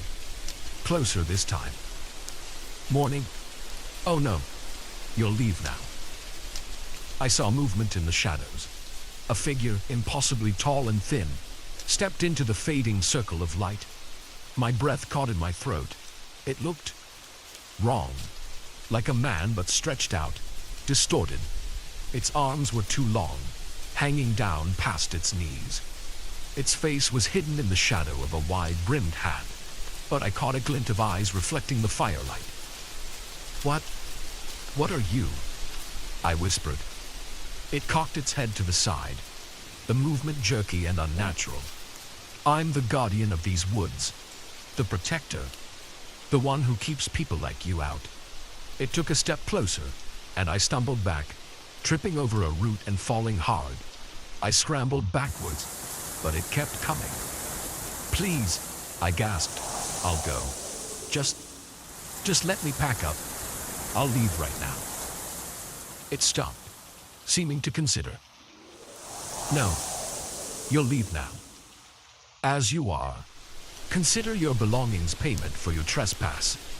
I wanted to argue, to insist on at least taking my emergency beacon, but something in its posture, in the way shadows seemed to cling to it, told me arguing would be a very bad idea. I got to my feet, legs shaking so bad I could barely stand. Okay, I'm going." Which way to the trail?" It pointed, a long, skeletal finger extending far beyond what should have been possible. "That way. 2 miles. Don't stop. Don't look back. And don't ever come here again." I nodded, too terrified to speak, and started walking in the direction it had pointed. Every instinct screamed at me to run, but somehow I knew that would be a mistake. I don't know how long I walked. Time seemed to lose all meaning in the darkness. I tripped and fell countless times, my hands and knees bloody and raw. But I didn't stop, didn't look back. Just when I thought I couldn't go on, when my legs were about to give out, I saw it. The main trail. I nearly wept with relief. As soon as my feet hit the packed earth of the trail, I ran. I ran until my lungs burned and spots danced in front of my eyes. I ran until I saw the first signs of civilization, a trail marker, then a parking lot. There was a single car there, an old pickup truck. An elderly man was just getting out, probably planning an early morning hike. He took one look at me, wild-eyed, covered in dirt and blood, wearing only a t-shirt and shorts despite the cold, and his eyes widened. "Good Lord, son, what happened to you?" I opened my mouth to explain, but no words came out. How could I possibly describe what I'd seen? What would he think? In the end, I managed to croak out, "Got lost. Been walking all night." He nodded sympathetically, though I could see the doubt in his eyes.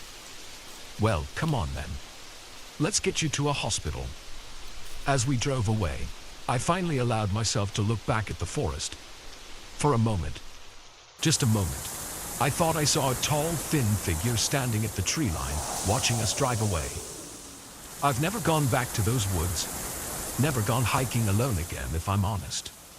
Some nights, I still wake up in a cold sweat, the memory of that gravelly voice echoing in my ears. "This is my forest. You're trespassing." I don't know what it was I encountered that night. Some local legend come to life, a hallucination brought on by fear and exhaustion, or something else, something that defies explanation. All I know is that sometimes, when I look out at the woods behind my house, I catch a glimpse of something tall and thin moving between the trees. And I remember that there are some places in this world where humans are not welcome, where the wilderness is still wild and still has teeth, and I stay inside, lock my doors, and try to forget the night I learned that some forests are best left unexplored.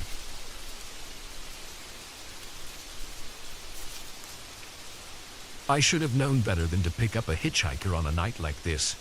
The rain was coming down in sheets, turning the lonely stretch of highway into a treacherous mirror of black ice and blurred headlights. But there he was, a lone figure on the side of the road, thumb outstretched, and I felt a pang of sympathy. After all, I'd been in his shoes once. So I pulled over, my wipers squealing a frantic beat against the windshield. That was my first mistake. The scent hit me before I even got a good look at him. A musty, damp smell that made my nose wrinkle. He slid into the passenger seat with a grunt of thanks, water dripping from his oversized raincoat. "Appreciate it," he mumbled, his face hidden beneath the coat's hood. Not many folks would stop on a night like this. "No problem," I replied, trying to sound casual as I pulled back onto the road. "Where you headed?" "Oh, just up the way a bit," he said vaguely, waving a gloved hand. "Don't want to be a bother. I'll let you know when to drop me." I nodded, focusing on the road ahead. The rain, if anything, was coming down harder now. Lightning flashed in the distance, briefly illuminating the barren landscape around us. We drove in silence for a while. The only sounds the rhythmic swish of the wipers and the drumming of rain on the roof. I was starting to relax a bit when he spoke again, his voice low and gravelly. "So, what's your story?" I glanced at him, caught off guard by the question. "My story?" He chuckled, a dry sound that reminded me of rustling leaves. "Yeah, your story. What brings you out on a night like this? Running to something, or from something?" I shifted uncomfortably in my seat. There was something about his tone that set me on edge. "Just heading home from a business trip," I said, trying to keep my voice neutral. Business," he said, nodding slowly. "Important stuff, I'm sure. Big decisions, big consequences." I frowned, not liking where this was going. "Look, I don't mean to be rude, but I'd rather not discuss my personal life." He held up his hands in a placating gesture. "No offense meant, friend. Just making conversation. It's a long, dark road, after all." We lapsed back into silence, but the atmosphere in the car had changed. The air felt thick, heavy with unspoken tension. I found myself gripping the steering wheel tighter, my knuckles turning white. After what felt like an eternity, he spoke again. "You ever think about the choices we make? How one small decision can change everything?" I didn't respond, hoping he'd take the hint and stop talking. No such luck. "Take you picking me up, for instance," he continued, his voice taking on an almost dreamy quality. "What if you'd driven past? What if I'd been standing a mile down the road instead? Funny how fate works, isn't it?" "I suppose," I muttered, desperately wishing I'd trusted my initial instincts and kept driving. Lightning flashed again, closer this time, and in that brief moment of illumination, I caught a glimpse of his face beneath the hood. What I saw made my blood run cold. His skin was pale, almost translucent, stretched tight over sharp cheekbones. But it was his eyes that truly terrified me. Black as pitch, with no whites visible at all. They seemed to swallow the light, two bottomless pits staring right through me.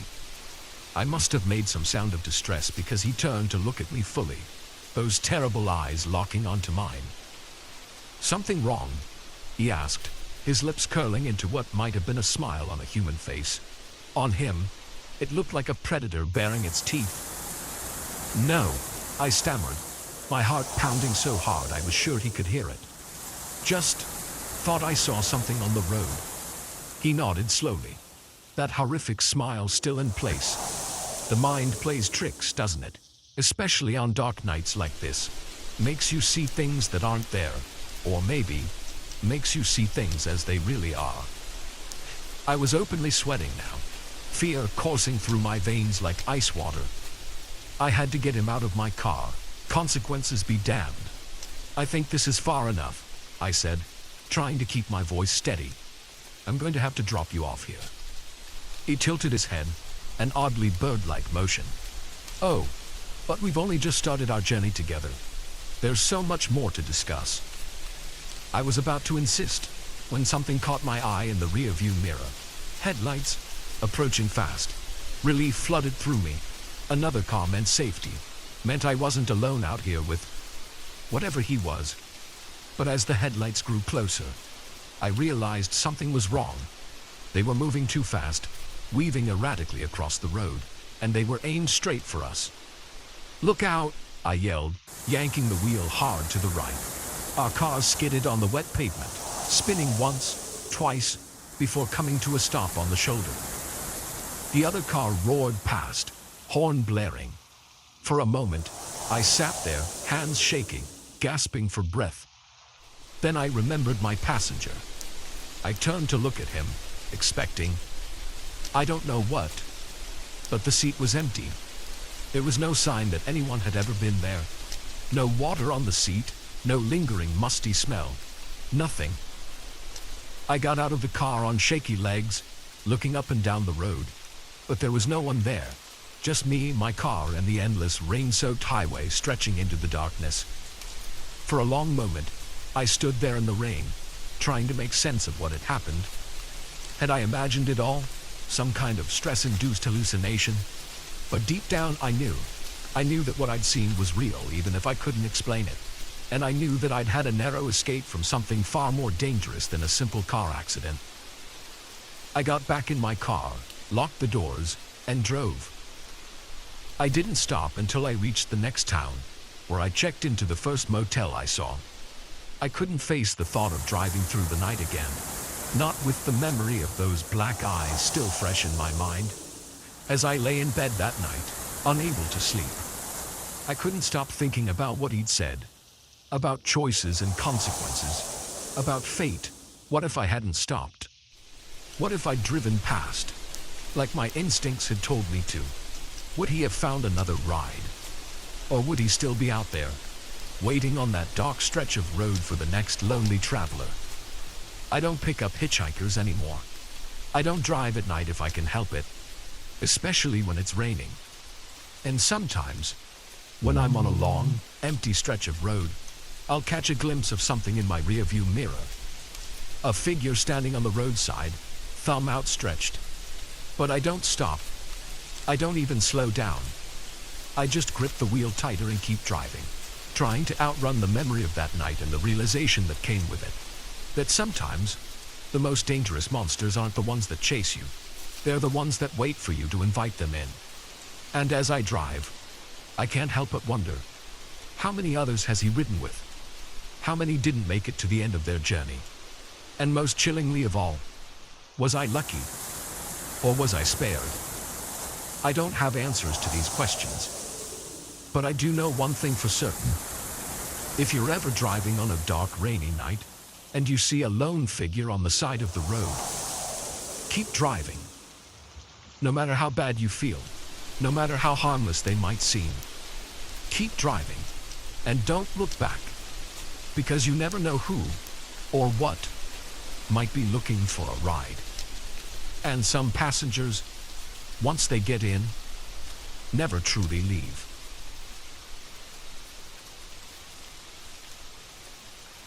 The first time I saw the money change hands, I knew I was in over my head. It wasn't much. Just a thick envelope passed discreetly between two men in suits. But in that moment, standing in the back of the dusty warehouse we were using as a relief center, I realized this disaster wasn't just about helping people. For some, it was about profit. I'd signed up to volunteer after the flood hit our city. It was the worst natural disaster in decades, leaving thousands homeless and desperate for help. I wanted to do my part, to make a difference. Little did I know I was walking into a web of corruption that would threaten my life. The first few days were a blur of activity.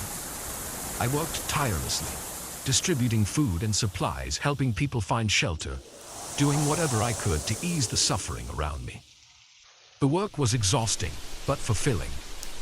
I felt like I was making a real impact. It was about a week in when I started noticing things that didn't quite add up. Supplies that were logged as distributed but never seemed to leave the warehouse. Donations that came in but weren't recorded. And always, men in expensive suits walking around talking in hushed tones. At first, I tried to ignore it. I told myself I was imagining things. That in the chaos of disaster relief, some things were bound to slip through the cracks. But the nagging feeling in my gut wouldn't go away. Then came the night I stayed late, sorting through a new shipment of medical supplies. I was alone in the warehouse, or so I thought. I heard voices coming from the office in the back, angry whispers that grew louder as I listened. Curiosity got the better of me. I crept closer, careful to stay hidden behind stacks of boxes. Through the cracked door, I could see two men. One I recognized as John, the head of our relief organization, and the other, a city official I'd seen on the news. "This isn't enough," the official was saying, waving an envelope. "Do you know how many strings I had to pull to get those supplies diverted here?" John's face was red with anger. "It's all we can spare right now. You'll get the rest when we sell the next shipment." My blood ran cold. Sell the shipment? These were donations, meant for flood victims. How could they be selling them? I must have made a noise, because suddenly both men were looking towards the door. I ducked down, my heart pounding so loud I was sure they could hear it. "Check outside," I heard John say. "Make sure we're alone." I didn't wait to see if they found me. I ran as quietly as I could back to where I'd been working. I grabbed my bag and headed for the exit, trying to look casual even as panic clawed at my throat. I made it home that night, but sleep was impossible. My mind raced with what I'd discovered. This wasn't just petty theft or a minor corruption. This was organized, systemic fraud on a massive scale. And if they were willing to steal from disaster victims, what else were they capable of? The next day, I went back to work, determined to gather evidence. I couldn't just walk away. Not when so many people were suffering while these men lined their pockets. I started paying closer attention, making mental notes of discrepancies, even snapping a few discreet photos with my phone. For a week, I played the part of the dutiful volunteer while secretly documenting everything I could. I was careful, or so I thought. But in a place like that, with so much at stake, someone is always watching. It was Sarah who warned me first. She was another volunteer, young and idealistic like me. We'd become friends over long hours of work. She caught me after our shift, her eyes darting nervously. "Be careful," she whispered. "They're asking questions about you. I think they suspect something." I tried to brush it off, to reassure her everything was fine. But inside, my stomach churned with fear. That night, I decided it was time to go to the authorities. I had enough evidence to at least warrant an investigation. I never got the chance. The next morning, I arrived at the warehouse to find it swarming with police. For a moment, I felt a surge of hope. Had someone else come forward? Were they finally shutting this operation down? Then I saw John talking to the officers, pointing in my direction. Two policemen approached me, their faces grim. "Ma'am, we need you to come with us," one said. "We have some questions about some missing supplies." I was stunned. They were framing me. How could they have turned this around so quickly? I spent the next 12 hours in a small interrogation room, answering the same questions over and over. They showed me doctored logs with my signature, security camera footage that had been edited to show me taking boxes out to my car. It was all lies, but it was convincing. If I hadn't lived through it myself, even I might have believed it. They let me go eventually. But the message was clear. They had the power to destroy my life if I didn't back off. I went home that night feeling defeated and terrified. What could I do against an organization with this much influence? But as I sat in my dark apartment, jumping at every sound, anger began to replace my fear. How dare they? How dare they steal from people who had lost everything? How dare they turn me into a criminal for trying to do the right thing? I knew I couldn't fight them alone, but maybe I didn't have to. I thought of Sarah, of the other volunteers who must have noticed something was wrong. And I thought of the flood victims, the ones who were suffering because of this corruption. I started reaching out, carefully at first. A whispered conversation here, a pointed question there. I found others who had seen things, who had suspicions but were too afraid to speak up. Together, we began to build a case. It wasn't easy. There were close calls, moments when I was sure we'd been discovered. Once, I came home to find my apartment had been ransacked. Another time, a car followed me for hours as I drove around the city. The fear was constant, a knot in my stomach that never quite went away. But we persevered. We gathered evidence, built a network of witnesses. And finally, after weeks of work, we took our case to the state authorities. The investigation that followed was like nothing I'd ever experienced. Suddenly, I was in meetings with FBI agents, giving depositions, helping to unravel a web of corruption that went far beyond our little relief organization. It turned out the flood had just been the tip of the iceberg. John and his associates had been skimming from disaster relief funds for years, all across the country. They had politicians in their pockets, judges on their payroll. It was bigger than I could have ever imagined. The day they made the arrests was both triumphant and terrifying. I watched from a safe house as the news showed John and the others being led away in handcuffs. But I knew it wasn't over. People like that, they have long memories and longer reach. I entered witness protection not long after. New name, new city, new life. Sometimes I miss my old life, the friends and family I had to leave behind. But then, I think of the people we helped, the lives that were saved, because we exposed the truth. It's been 5 years now. I still volunteer sometimes, at soup kitchens or homeless shelters. I can't help it. The need to make a difference is still there. But I'm more cautious now, more aware of the darkness that can lurk behind even the noblest of causes.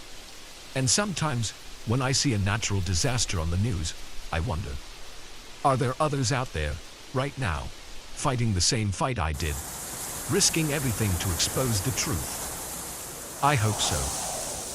Because if my experience taught me anything, it's that corruption thrives in the shadows. It takes brave people willing to shine a light, no matter the cost, to drive it out. So if you're out there, if you see something wrong, don't stay silent, speak up, fight back. It won't be easy. It might be the hardest thing you ever do. But it's worth it, because in the end, the truth always matters. And who knows? Maybe someday, thanks to people like us, there won't be any shadows left for the corrupt to hide in.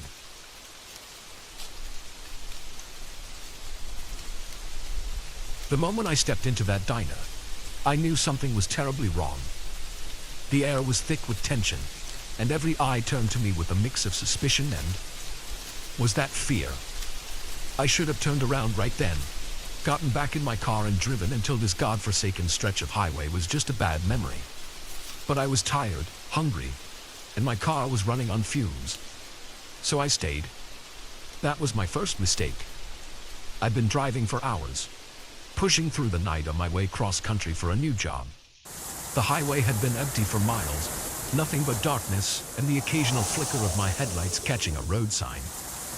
When I saw the neon glow of the diner sign ahead, it was like an oasis in the desert. Sally's Truck Stop. The sign proclaimed in flickering red letters, open 24 hours. I pulled into the nearly empty parking lot, my tires crunching on gravel. There were only two other vehicles, a beat-up pickup truck and a semi parked off to the side. As I cut the engine, the silence pressed in around me, broken only by the faint buzz of the neon sign. The bell above the door jingled as I entered, the sound oddly cheerful in the tense atmosphere. The diner looked like it hadn't been updated since the 1950s. Cracked vinyl booths, a scratched Formica counter, faded posters advertising brands that probably didn't exist anymore. There were only a handful of people inside. A weathered-looking trucker sat at the counter, hunched over a mug of coffee. In one booth, A young couple whispered intently to each other, their food untouched. And behind the counter stood a waitress who had to be in her 60s, her gray hair pulled back in a tight bun. "Sit anywhere you like, hun," she called out, her voice strained despite the friendly words. I slid into a booth, the vinyl squeaking beneath me. The waitress bustled over, notepad in hand. Up close, I could see the lines of stress etched into her face, the way her eyes darted nervously around the diner. "What'll it be?" she asked, pen poised. "Just coffee for now, thanks," I replied, "and maybe a menu." She nodded, turning away without another word. As she poured my coffee, I noticed her hands were shaking slightly. I was just about to ask if everything was okay, when the bell above the door jingled again. The atmosphere in the diner, already tense, suddenly became electric. I turned to look and felt my blood run cold. 3 men had entered, all wearing dark clothes and grim expressions. The leader, a tall man with a scar running down his cheek, surveyed the diner with cold eyes. When his gaze landed on me, I felt a chill run down my spine. They took seats at the counter, and the waitress approached them, her movements stiff and robotic. "Evening, Sally," the scarred man said, his voice low and menacing. "A busy night?" Sally, apparently the owner as well as the waitress, managed a tight smile. "What can I get you boys?" "Oh, I think you know what we want," he replied, leaning in close. "It's the first of the month, after all." I couldn't hear Sally's response, but I saw her nod and disappear into the back. The 3 men turned their attention to the rest of us, their eyes predatory. "Evening, folks," the scarred man called out. "Don't mind us, just taking care of a little business." The young couple in the booth huddled closer together, while the trucker at the counter seemed to shrink into himself. I pretended to be engrossed in my menu, but my mind was racing. What had I walked into? Sally returned a few minutes later, carrying a small envelope. She handed it to the scarred man, who opened it and began counting the contents.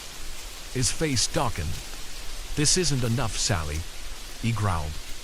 "We had an agreement." "Business has been slow," Sally replied, her voice barely above a whisper. "Please, I need more time."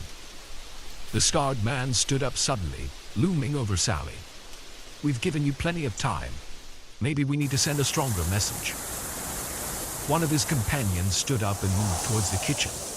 I heard the sound of breaking glass, followed by Sally's cry of distress.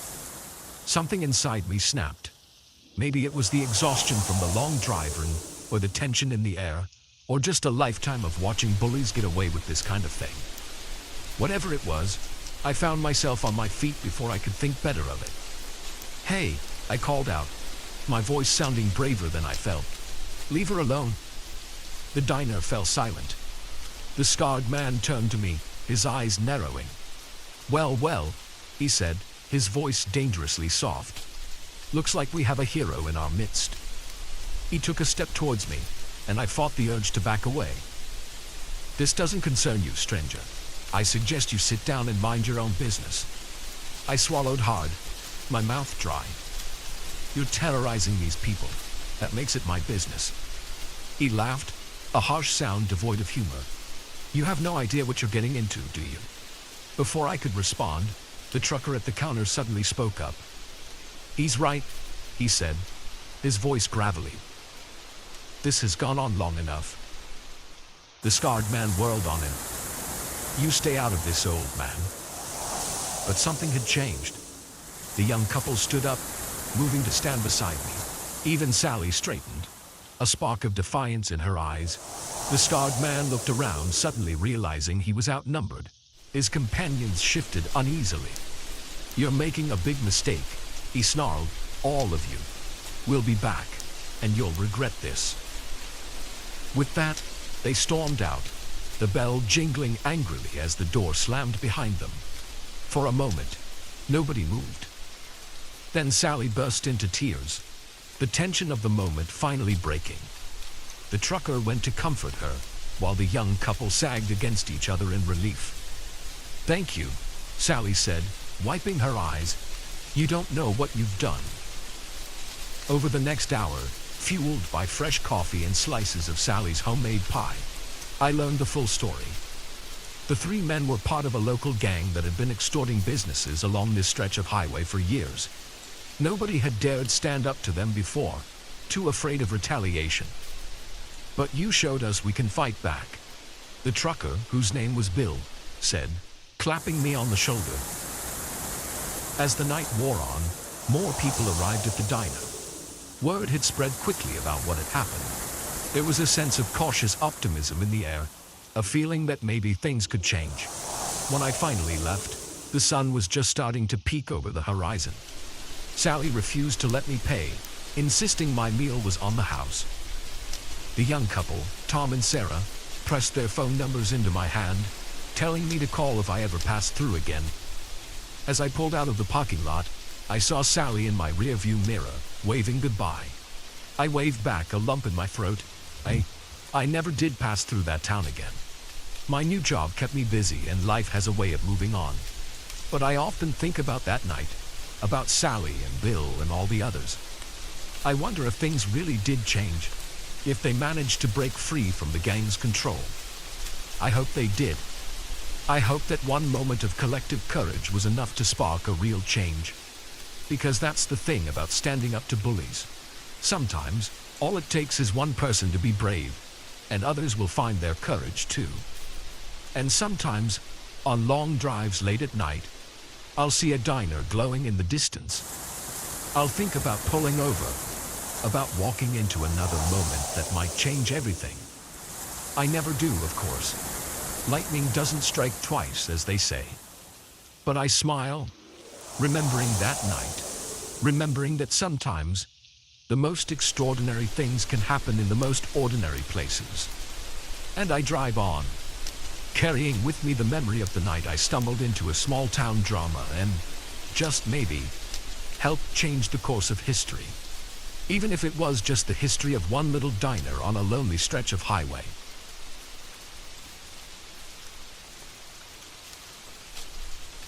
The first time I saw my new neighbors, I thought they were the perfect addition to our quiet suburban street. The Andersons, Mike, Sarah, and their little girl Emma, seemed like they'd stepped out of a Norman Rockwell painting. But as I stand here now, barricaded in my bedroom while Mike tries to break down the door, I realize how terribly wrong I was. Perfection, it turns out, can hide the darkest of secrets. It all started 3 months ago. I'd just gone through a messy divorce and was trying to piece my life back together in the house I'd fought so hard to keep. The moving truck pulled up next door on a sunny Saturday morning, and I watched from behind my curtains as the Andersons unloaded their life into the house that had stood empty for nearly a year. Mike was tall and handsome, with a friendly smile that crinkled the corners of his eyes. Sarah was petite and pretty, her blonde hair pulled back in a neat ponytail, and little Emma, no more than 5 or 6, skipped along behind them, clutching a stuffed rabbit. I'll admit, I was envious. They looked like the family I'd always wanted but never managed to have. Still, I decided to be neighborly. I baked a batch of chocolate chip cookies and walked over to introduce myself. Sarah answered the door, her smile warm and welcoming. "Oh, how thoughtful," she exclaimed, accepting the cookies. "Mike and Emma, come meet our new neighbor." They gathered at the door, the perfect family portrait. Mike shook my hand firmly. "It's great to meet you," he said. "We're looking forward to becoming part of the community." Emma peeked out from behind her mother's legs, shy but curious. I knelt down to her level. "Hi there, Emma. I like your rabbit. Does he have a name?" She nodded solemnly. "Mr. Flopsy," she whispered. I couldn't help but smile. He seemed so normal, so nice. How could I have known what lay beneath the surface? Over the next few weeks, the Andersons integrated seamlessly into the neighborhood. Sarah joined the local book club. Mike volunteered to coach the Little League team. They hosted a backyard barbecue that the whole street attended. Everyone loved them. I found myself spending more and more time with Sarah. She'd invite me over for coffee in the mornings after Mike left for work and Emma was at school. We'd sit in her immaculate kitchen, gossiping and laughing like old friends. I'm so glad we moved here," Sarah confided one morning, her hands wrapped around a steaming mug. "It's just what we needed after everything." I raised an eyebrow, curious. "Oh, did something happen at your old place?" A shadow passed over her face, so quickly I almost missed it. "Oh, you know how it is. Sometimes you just need a fresh start." I nodded, not wanting to pry. We all had our secrets after all. But as the weeks went on, I started noticing things. Little things at first, easily explained away. The way Sarah would flinch if Mike moved too suddenly. The times I'd hear raised voices from next door late at night. How Emma seemed to grow quieter, more withdrawn. I tried to convince myself I was imagining things, projecting my own failed marriage onto their seemingly perfect one. But the signs kept piling up. One afternoon, I was in my garden when I heard a crash from the Andersons' house, followed by Sarah's muffled cry. I froze, trowel in hand, listening intently. There was silence for a moment. Then the sound of Mike's voice, too low for me to make out the words. Sarah didn't make another sound.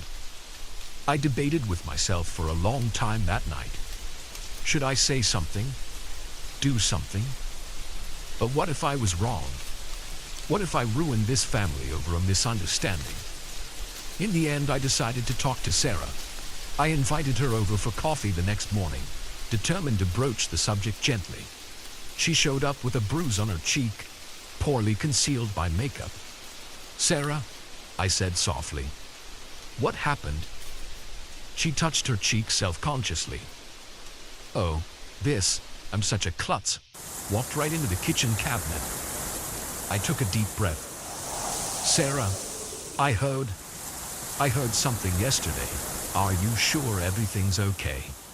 Her eyes widened, a flicker of fear passing through them before her expression smoothed out.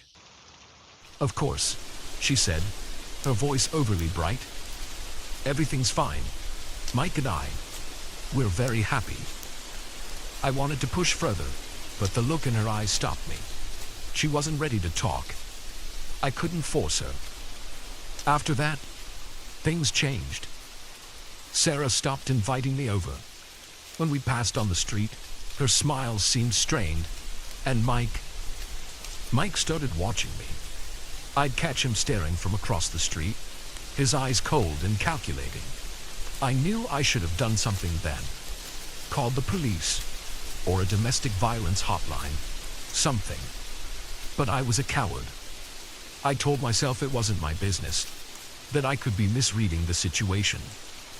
Until the night I heard Emma screaming. It was past midnight.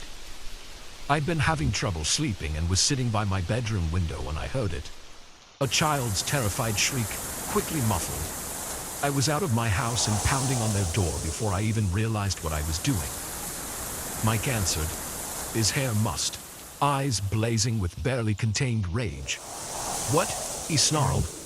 I heard, "Is Emma okay?" I stammered. His expression shifted, a mask of concern sliding into place. "Emma had a nightmare," he said smoothly.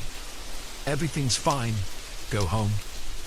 But over his shoulder, I saw Sarah. Her eye was swollen shut, blood trickling from her split lip. Our eyes met for a brief moment, and I saw a desperate plea in her gaze. "I'm calling the police," I said, my voice shaking. Mike's facade cracked. "You're not calling anyone," he growled, advancing on me. I turned to run, but he was faster. His hand closed around my arm, yanking me into the house. The door slammed shut behind us. What followed was a nightmare. Mike raged, alternating between threats and attempts to convince me I was imagining things. Sarah huddled in the corner, cradling Emma, both of them trembling. I managed to break free, to lock myself in the guest bedroom. I fumbled for my phone, thanking God I'd slipped it into my robe pocket. The 911 operator's voice was calm, reassuring. "Help was on the way," she said. "Just hold on." But Mike was at the door now, pounding, screaming. The wood was beginning to splinter. And so here I am, waiting, praying. The blue and red lights are flashing outside now. I can see them through the window. But will they get here in time? The door gives way with a final, terrible crack. Mike bursts in, his eyes wild, a kitchen knife clutched in his hand. Time seems to slow down. I see the knife arcing towards me. I hear Sarah screaming from somewhere in the house. And then, suddenly, there are more voices, shouts of, "Police, freeze." Mike's expression changes, confusion replacing rage. The knife clatters to the floor, and then he's on the ground, officers swarming over him. The next few hours pass in a blur. Statements are taken. Sarah and Emma are led out, wrapped in blankets, to waiting ambulances. Mike is put into the back of a police car, his face a mask of cold fury as he stares at me through the window. As dawn breaks, a kind-faced officer approaches me. "You did the right thing," she says gently. "You probably saved their lives."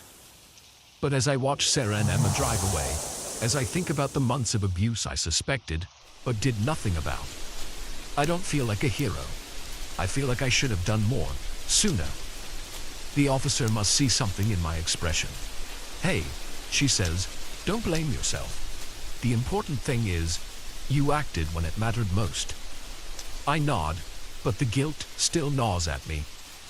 As I walk back to my house, I realize nothing will ever be the same. The illusion of suburban tranquility has been shattered. In the coming days, I learn more about the Andersons' past, the previous towns they'd fled from, the trail of suspicion and fear they'd left behind. I wonder how many other neighbors had seen the signs and looked away. Sarah and Emma don't come back to the house. I hear they've gone to stay with Sarah's sister in another state. I hope they find peace, find a way to heal. As for me, I'm left with the knowledge that evil can hide behind the most normal of facades. That sometimes being a good neighbor means being willing to step in, to risk everything to help someone in need. The house next door stands empty now, a silent reminder of the secrets it once held. And every night, I find myself watching, wondering about the lives being lived behind closed doors all around me.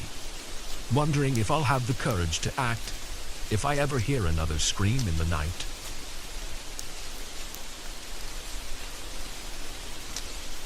The moment I saw the glint of metal in his hand, I knew I'd made a terrible mistake. This wasn't just another house showing gone wrong. This was a trap, and I'd walked right into it. As the man's cold eyes locked onto mine, I realized with horrifying clarity that I might not make it out of this empty house alive. It had started like any other day in my life as a real estate agent. I'd been in the business for over a decade, and while I'd had my share of odd clients and creepy houses, nothing had prepared me for what was about to unfold. The call came in just as I was about to head home for the day. A man, his voice gravelly and impatient, insisted on seeing a property immediately. It was a bit unusual, sure, but not unheard of. Sometimes, serious buyers operated on tight schedules, and in this market, you didn't turn down potential sales. "I understand it's late," he'd said, "but I'm only in town for the night. I'm very interested in the property on Elm Street, the old Victorian. I'd make it worth your while." I hesitated, glancing at the darkening sky outside my office window. It was already past 7 p.m., and the house in question was on the outskirts of town, perhaps in a rather isolated area. But the promise of a hefty commission overrode my initial reluctance. "All right," I agreed. "I can meet you there in about 30 minutes. Is that okay?" "Perfect," he replied, a hint of something I couldn't quite identify in his tone. "I'll see you then." As I drove to the property, a sense of unease began to creep over me. The old Victorian house on Elm Street had been on the market for months. It was a beautiful property, but its remote location and the persistent rumors that it was haunted had scared off most potential buyers. I'd shown it a few times during the day, but never at night. I pulled up to the house just as the last rays of sunlight disappeared behind the horizon. The Victorian loomed before me, its windows dark and empty, like soulless eyes staring down at me. I suppressed a shiver as I got out of my car. There was no other vehicle in sight. I checked my watch. I was right on time. Perhaps the client was running late. I decided to wait by the front door, keys in hand. 5 minutes passed, then 10. I was just about to call it quits when a figure emerged from the shadows at the side of the house. He was tall, dressed all in black, his face obscured by the brim of a hat. "Mr. Johnson," I called out, remembering the name he'd given on the phone. He nodded, stepping closer. "Sorry, I'm late. I was just admiring the grounds." Something about his voice had changed. It was softer now, almost gentle, but with an undercurrent that set my nerves on edge. But I pushed the feeling aside. After all, this was just another client, just another showing. I forced a smile and turned to unlock the door. "Well, shall we begin the tour?" The house was even creepier on the inside. Our footsteps echoed in the empty rooms, and shadows danced on the walls in the beam of my flashlight. I began my usual spiel about the property's features, trying to inject some enthusiasm into my voice. Mr. Johnson followed silently behind me, showing little reaction to anything I said. His lack of questions or comments was unusual, but I chalked it up to the late hour and pressed on with the tour. It wasn't until we reached the master bedroom on the second floor that things took a turn. I was midway through describing the original hardwood floors when I realized Mr. Johnson was no longer behind me. I turned, my flashlight beam sweeping across the room, and found him standing by the door that was now closed. "Mr. Johnson," I said, unable to keep the tremor out of my voice, "is everything all right?" He smiled, then, a cold, mirthless expression that turned my blood to ice. "Oh yes. Everything is just fine. But I'm afraid there's been a bit of a misunderstanding. You see, I'm not here to buy this house." My heart began to race. I don't understand. Why are we here then?" He took a step towards me, and that's when I saw it. The metallic glint of a knife in his hand. "We're here because this is where it needs to happen, where you need to disappear." Terror gripped me as the full reality of my situation sank in. I was alone in an empty house with a madman, and no one knew where I was. I'd walked right into his trap. My mind raced, searching for a way out. The window, too high, and likely painted shut in this old house. The door, he was blocking it. I began to back away, my eyes never leaving the knife. "Please," I stammered, "you don't have to do this. I won't tell anyone. Just let me go." He laughed, a chilling sound that echoed in the empty room. "Oh, I'm afraid I do have to do this. You see, you're not the first, and you won't be the last. It's nothing personal, really. You're just convenient." As he spoke, he advanced slowly, like a predator toying with its prey. I kept backing up until I felt the cold wall behind me. I was cornered. In that moment, as I stared into the eyes of the killer, my life didn't flash before my eyes like they say it does. Instead, my mind filled with regrets. Regrets for not trusting my instincts, for coming to this godforsaken house alone at night, for being so driven by the prospect of a sale that I ignored all the warning signs. But beneath the regret and the fear, a spark of defiance ignited. I didn't want to die. Not here. Not like this. As he raised the knife, time seemed to slow down. I saw an opening and I took it. I lunged forward, my shoulder connecting with his chest. The sudden move caught him off guard and he stumbled backward.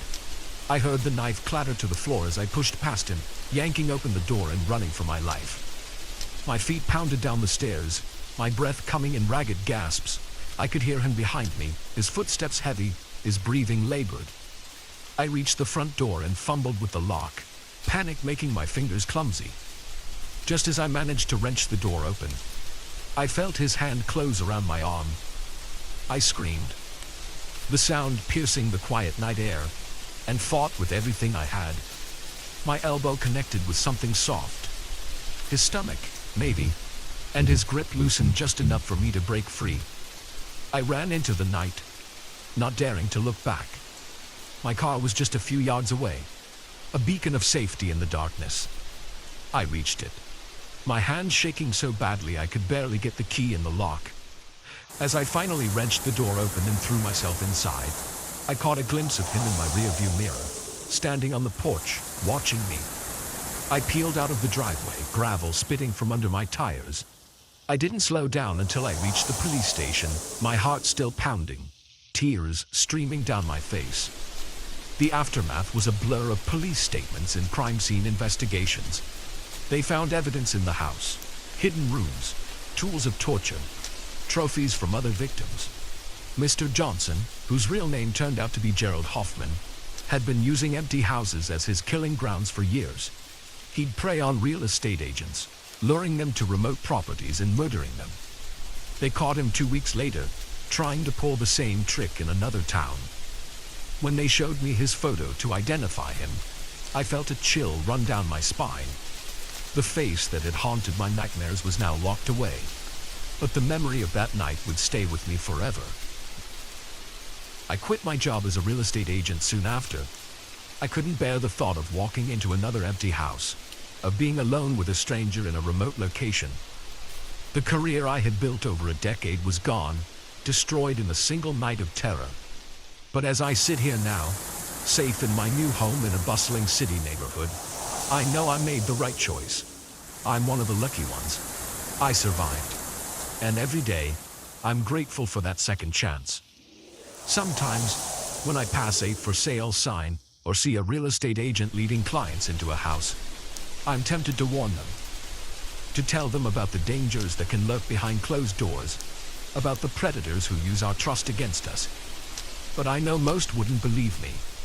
After all, who expects a simple house showing to turn into a fight for survival? So instead, I've become an advocate for safety in the real estate industry. I speak at conferences, write articles, anything I can do to spread awareness. Because while my story had a lucky ending, I know there are others out there who weren't so fortunate. And if I can prevent even one more person from walking into the trap I narrowly escaped, then maybe, just maybe, some good can come from that terrifying night.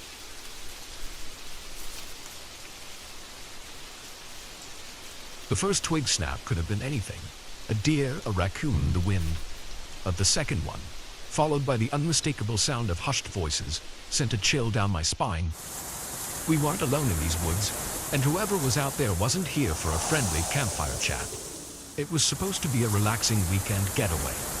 Just me, my girlfriend Sarah, and our friends Mike and Lisa, escaping the city for a few days of peace and quiet in the mountains.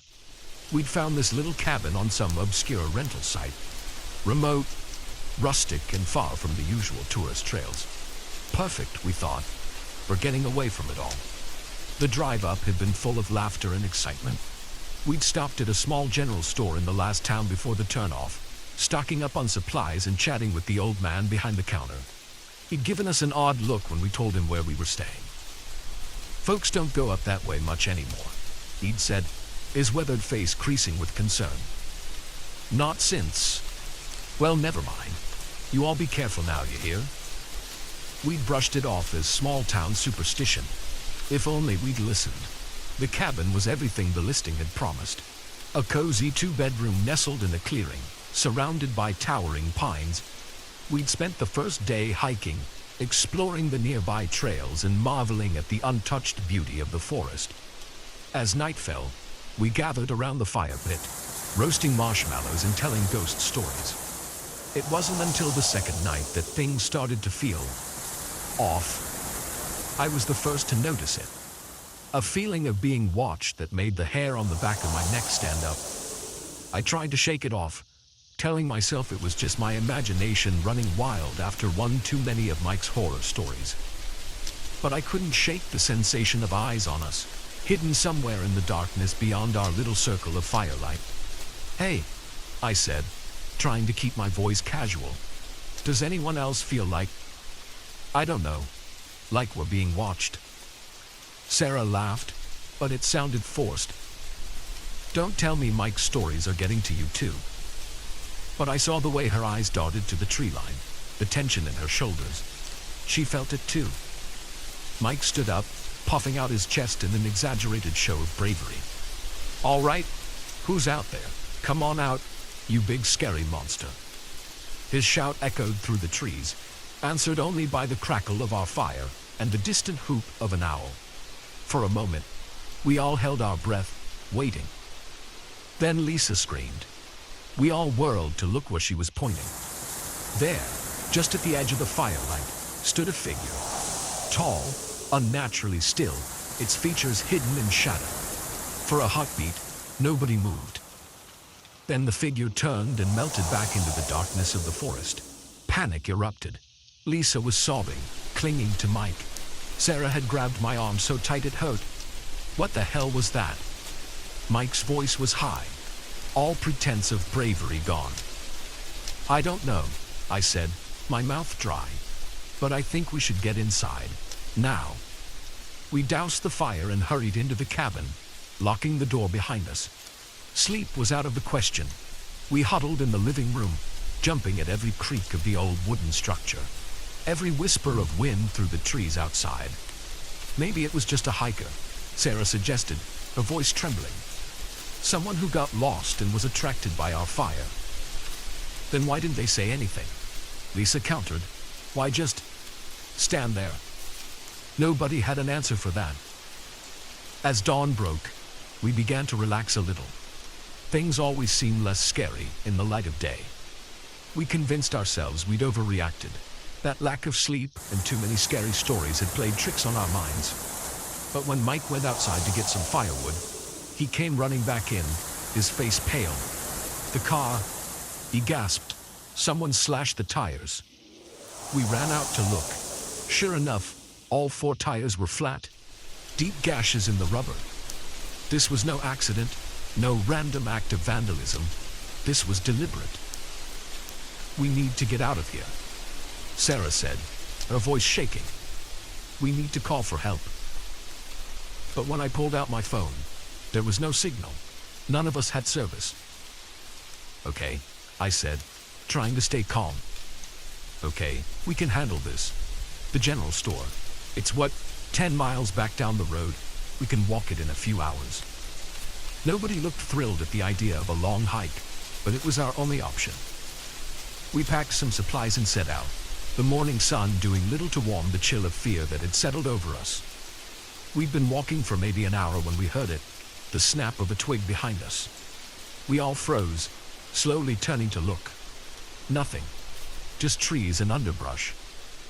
But I could have sworn I saw a movement, just for a second, like something ducking behind a tree.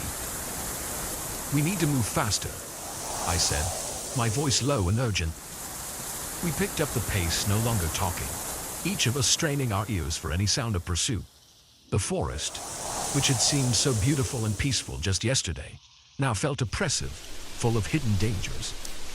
It was Sarah who spotted the cabin, just off the trail, half hidden by overgrown bushes. It wasn't our rental. This one was older, more run down, but it was shelter, and right now, that's all we cared about. We approached cautiously. The door was ajar, creaking softly in the breeze. Inside it was dark and musty, years of neglect evident in the thick layer of dust covering everything. Hello, I called out. Is anyone here? Silence answered me. We stepped inside, our footsteps echoing in the empty space. It looked like no one had been here in years. Old furniture was covered in sheets, cobwebs hung in every corner. Look, Mike said, pointing to a faded photo on the wall. Isn't that the old man from the general store?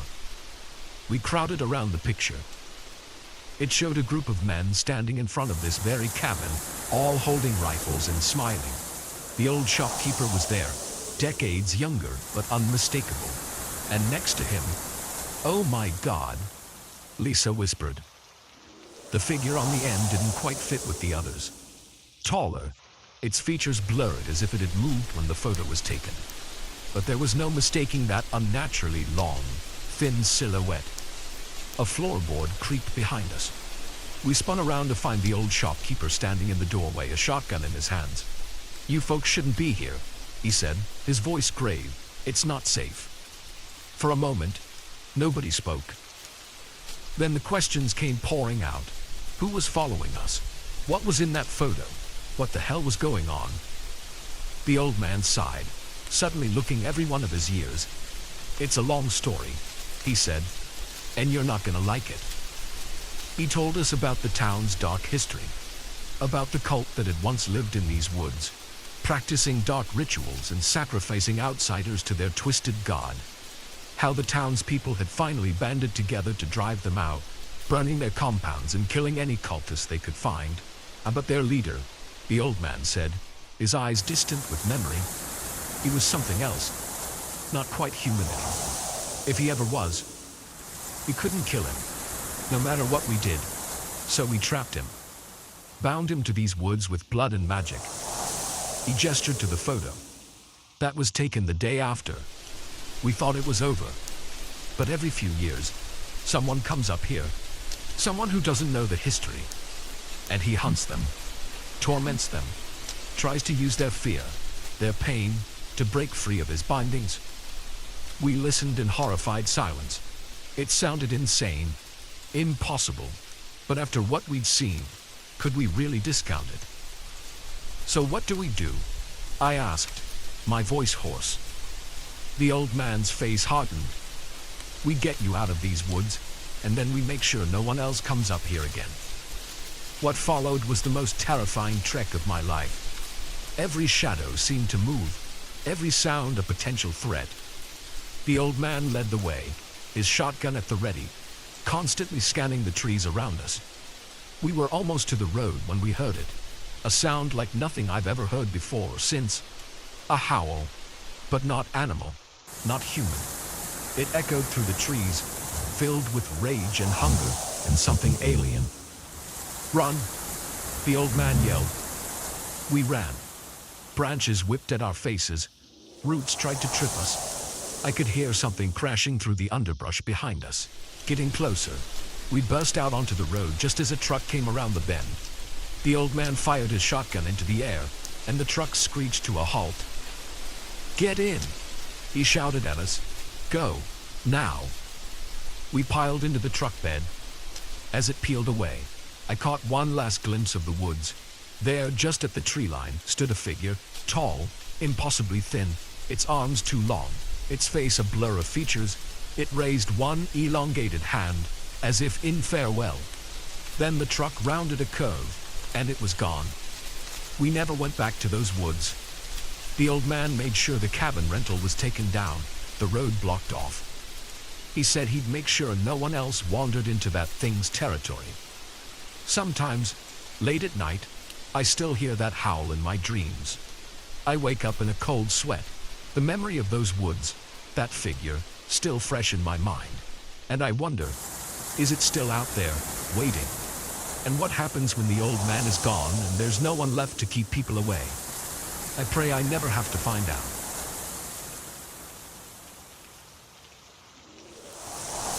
The sound of breaking glass shattered the eerie quiet of the empty bar. My heart leapt into my throat as I spun around, dish towel still in hand, to face the group of men who refused to leave. Their eyes gleamed with malicious intent in the dim light, and I knew in that moment that this shift was about to become a fight for survival. I'd been working at O'Malley's for about 6 months. It wasn't glamorous, but the late-night bartending gig paid well enough to cover my college tuition. Most nights were uneventful, a few regulars nursing their beers, maybe the occasional rowdy group that needed to be gently encouraged to head home. But nothing could have prepared me for what happened that night. It started like any other Tuesday. The usual crowd had trickled in and out, leaving behind a mess of empty glasses and peanut shells. By 1 a.m., the place was empty, save for a group of 5 men huddled in a corner booth. They'd been there for hours, getting progressively louder and more belligerent with each round. I'd already cut them off an hour ago, much to their vocal displeasure. Now, as I wiped down the bar and counted down the minutes until closing time, I could feel their eyes on me. The weight of their stares made my skin crawl. "All right, gentlemen," I called out, forcing a cheerful tone. "It's last call. Time to settle up and head out." The largest of the group, a burly man with a shaved head and arms covered in tattoos, stood up. He swayed slightly, steadying himself on the table. "We ain't going nowhere, sweetheart," he slurred. "The party's just getting started." I felt a chill run down my spine but kept my voice firm. "I'm sorry, but we're closed. I'm going to have to insist you leave." That's when he picked up his empty beer bottle and hurled it against the wall. The crash seemed to echo in the silent bar, punctuated by the man's harsh laughter. "What you gonna do about it, little girl?" he taunted. His friends joined in, their laughter a chorus of menace. I reached for my phone, intending to call the police, but the tattooed man was quicker. He vaulted over the bar with surprising agility for someone so intoxicated, knocking the phone from my hand. It skittered across the floor, disappearing under a table. Now, he said, his breath hot on my face. "Let's not involve the cops. This is between us." I backed away, my heart pounding. The other men were spreading out, blocking the exits. I was trapped. "Look," I said, trying to keep my voice steady. "Take whatever's in the till. I won't stop you. Just please, leave." The man chuckled, a sound devoid of any real humor. "Oh, we'll take the money, but that's not all we want." His intentions were clear in his leering gaze. Panic surged through me, but with it came a rush of adrenaline. I wasn't going down without a fight. I grabbed the first thing my hand touched, a bottle of expensive whiskey, and swung it with all my might. It connected with the side of the man's head with a satisfying thunk. He staggered back, more surprised than hurt, but it gave me the opening I needed. I vaulted over the bar, narrowly avoiding the grasping hands of one of his friends. My mind raced, searching for a way out. The front door was blocked, but there was a back exit through the kitchen.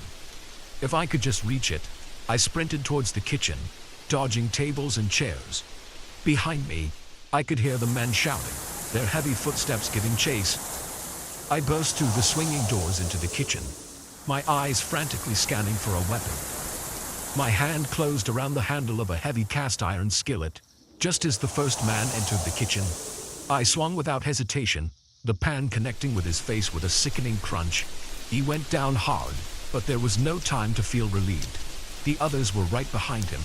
I backed up, wielding the skillet like a shield.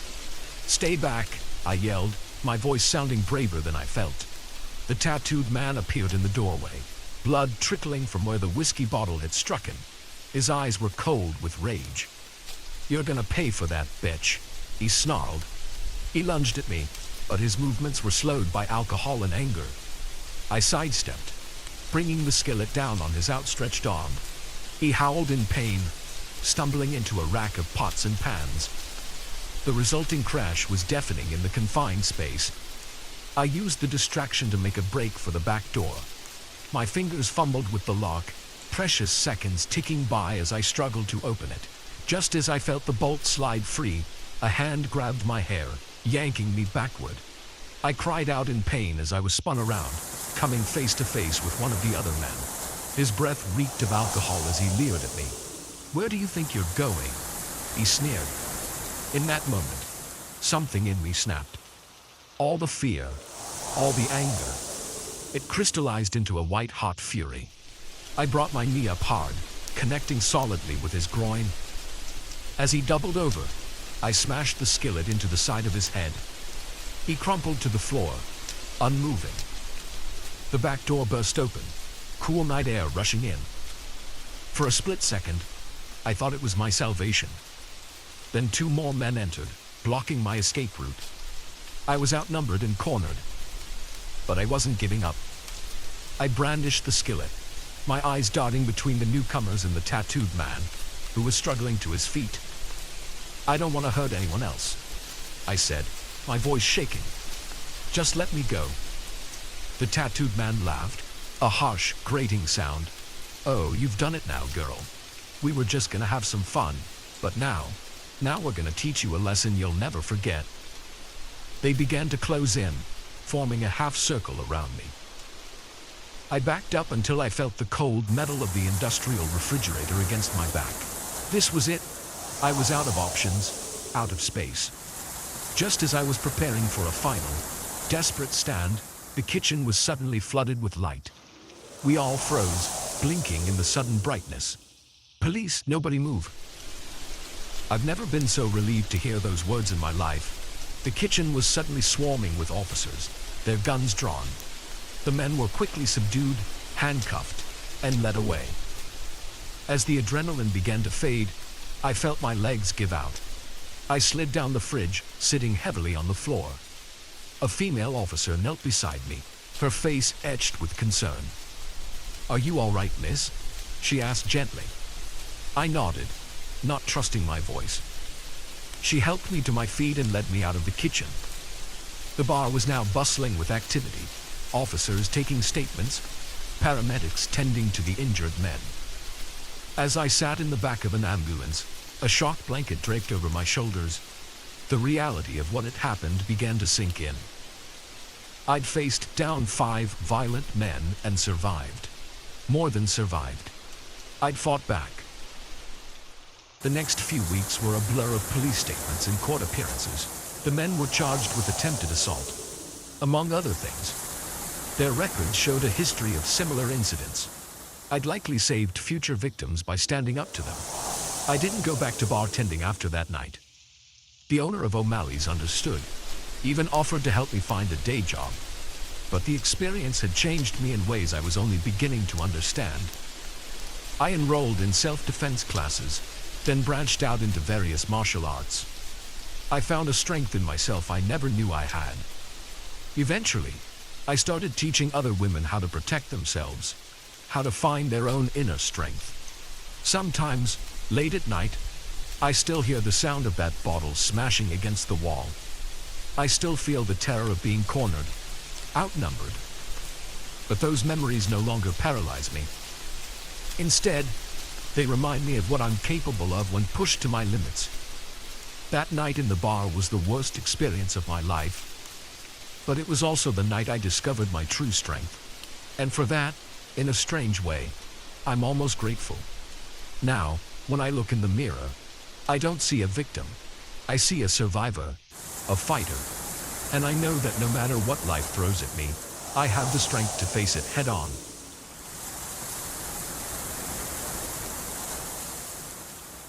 The moment I heard the first twig snap, I knew I wasn't alone. The forest, which had seemed so peaceful just moments ago, suddenly felt sinister.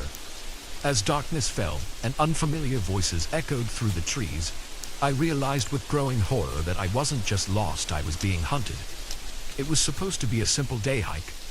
I'd done it 100 times before in different parks across the country. Wake up early, drive to the trailhead, spend the day surrounded by nature and be back in time for dinner. But this time, something went terribly wrong. I'd chosen a new trail, one I'd read about online. It promised stunning views and a challenging climb, perfect for testing my skills. The first few hours were everything I'd hoped for. The air was crisp, filled with the scent of pine and wildflowers. I passed a few other hikers early on, exchanging friendly nods.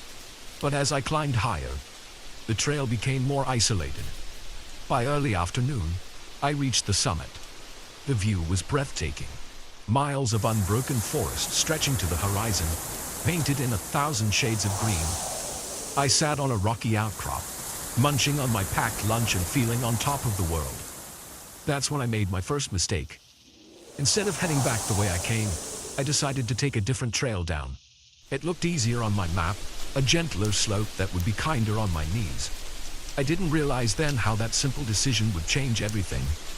At first, the new trail seemed fine. A bit overgrown perhaps, but still clearly marked. But as I descended, things started to feel off. The markers became fewer and farther between. The path narrowed, sometimes disappearing entirely under thick underbrush. More than once, I had to backtrack after reaching dead ends. As the hours wore on, a sick feeling grew in my stomach. I should have reached the bottom by now. The sun was sinking lower, casting long shadows through the trees. I pulled out my phone, hoping to use GPS to find my way, only to find there was no signal. Of course, I was miles from the nearest cell tower. Panic started to set in. I was lost. alone in an unfamiliar forest with night approaching. I took a deep breath, trying to stay calm. I had supplies, water, some energy bars, a flashlight. I could make it through the night if I had to. In the morning, I'd find my way out. I just needed to keep a level head. That's when I heard it. A voice, distant but clear, calling out. "Hello? Is someone there?" Relief washed over me. Other hikers, they must be lost too. Maybe together we could find our way back. "Hey," I shouted back. "I'm over here. I'm lost." Silence for a moment, then another voice, closer this time. "We hear you. Stay where you are. We're coming." I waited, heart pounding with a mixture of fear and hope. The voices grew closer, and I could hear the sound of people moving through the underbrush. But as they approached, something felt wrong. The way they were calling to each other, it didn't sound like lost hikers. It sounded like they were coordinating, almost like a hunt. Ice ran through my veins as I realized my mistake. These weren't rescuers. They weren't even fellow hikers. They were something else entirely, and I had just given away my position. I didn't wait to see who or what was coming for me. I ran. Branches whipped at my face as I crashed through the forest. I could hear them behind me now, no longer bothering to hide their pursuit.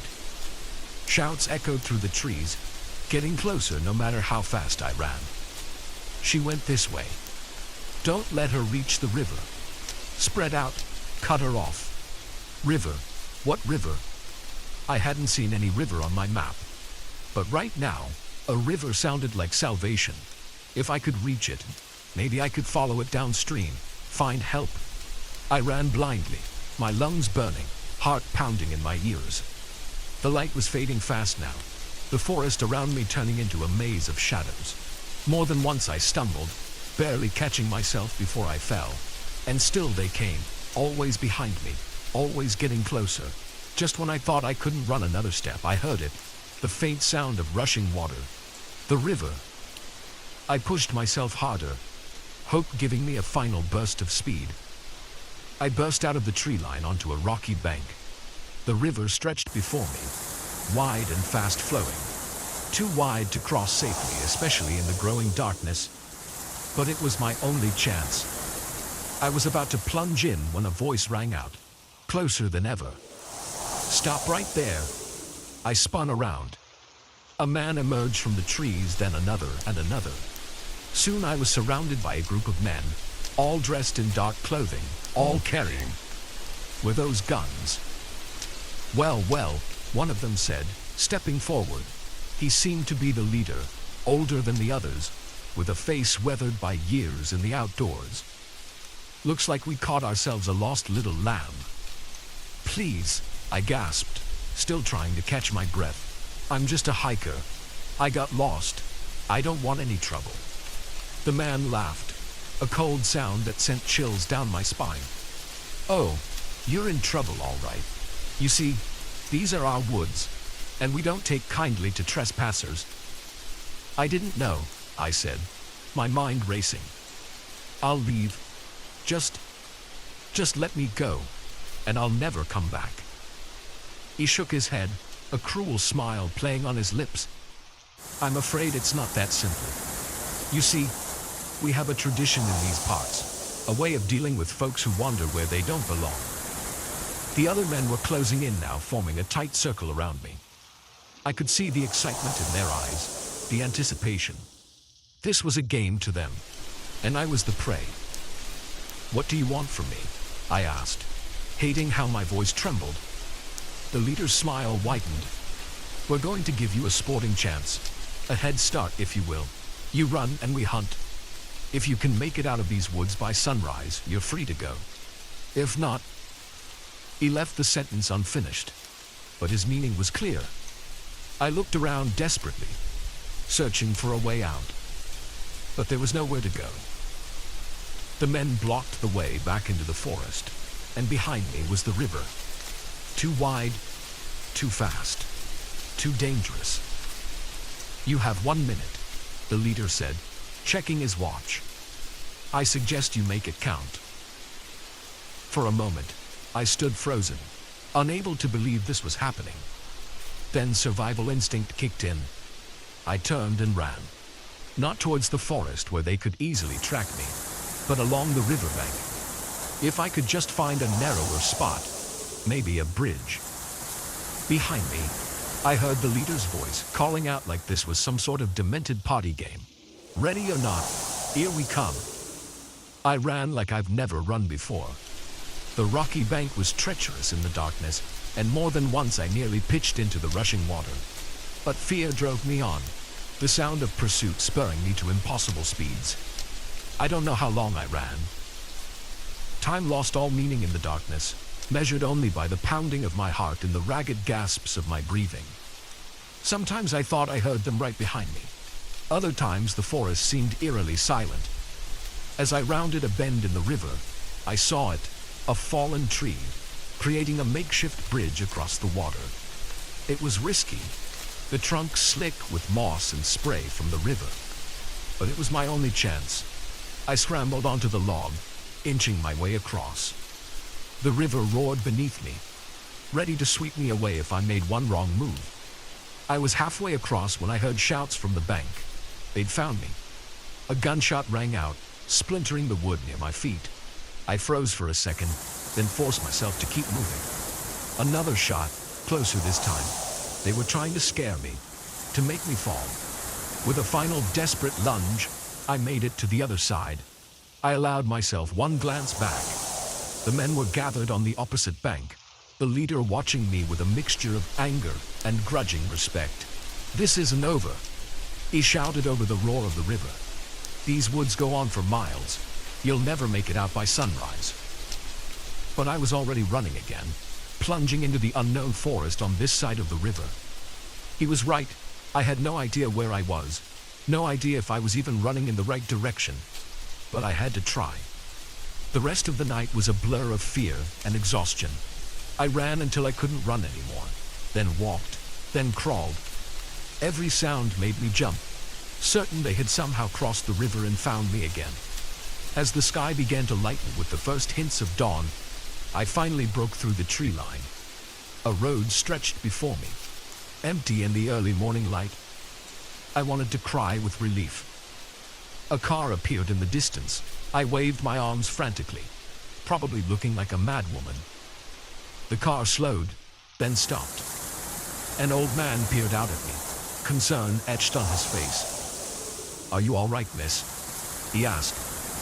I opened my mouth to explain, but no words came out. How could I possibly describe what I'd been through? In the end, I simply shook my head. "Let's get you to the hospital," he said gently, opening the passenger door. As we drove away, I watched the forest recede in the side mirror.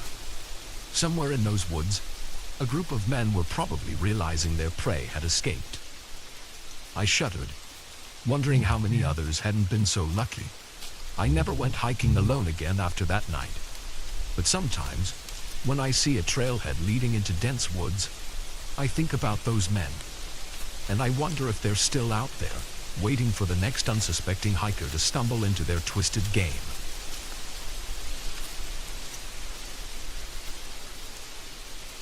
The moment I saw the gleam in the old woman's eyes as she locked the bedroom door, I knew we'd made a terrible mistake. This wasn't just a quaint bed and breakfast run by an eccentric couple. It was a trap, and we had walked right into it. It all started as a spontaneous weekend getaway. My girlfriend, Lisa, and I had been dating for about a year, and we decided to celebrate our anniversary with a trip to the countryside. We wanted something different from the usual tourist spots. So when we stumbled upon an ad for a charming bed and breakfast nestled in the rolling hills of a remote valley, it seemed perfect. The place was called Willow Creek Inn, and the website showed pictures of a Victorian-style house surrounded by lush gardens. The rates were surprisingly affordable, and the reviews, though few, were glowing. We booked it without a second thought. The drive out was beautiful. We left the city behind, watching as towering skyscrapers gave way to farmland and then dense forests. As we wound our way deeper into the valley, I couldn't shake a growing sense of isolation.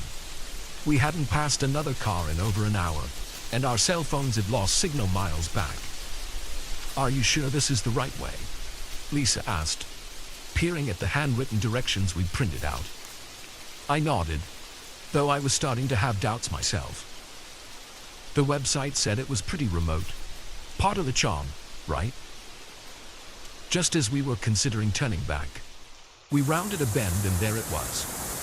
Willow Creek Inn looked exactly like the photos. A grand old house with a wide porch, surrounded by weeping willows. It was like stepping back in time. An elderly couple emerged from the front door as we pulled up. They introduced themselves as George and Martha, the owners. They were the picture of small-town hospitality, all warm smiles and folksy charm. "We're so glad you found us," Martha said, her eyes crinkling at the corners.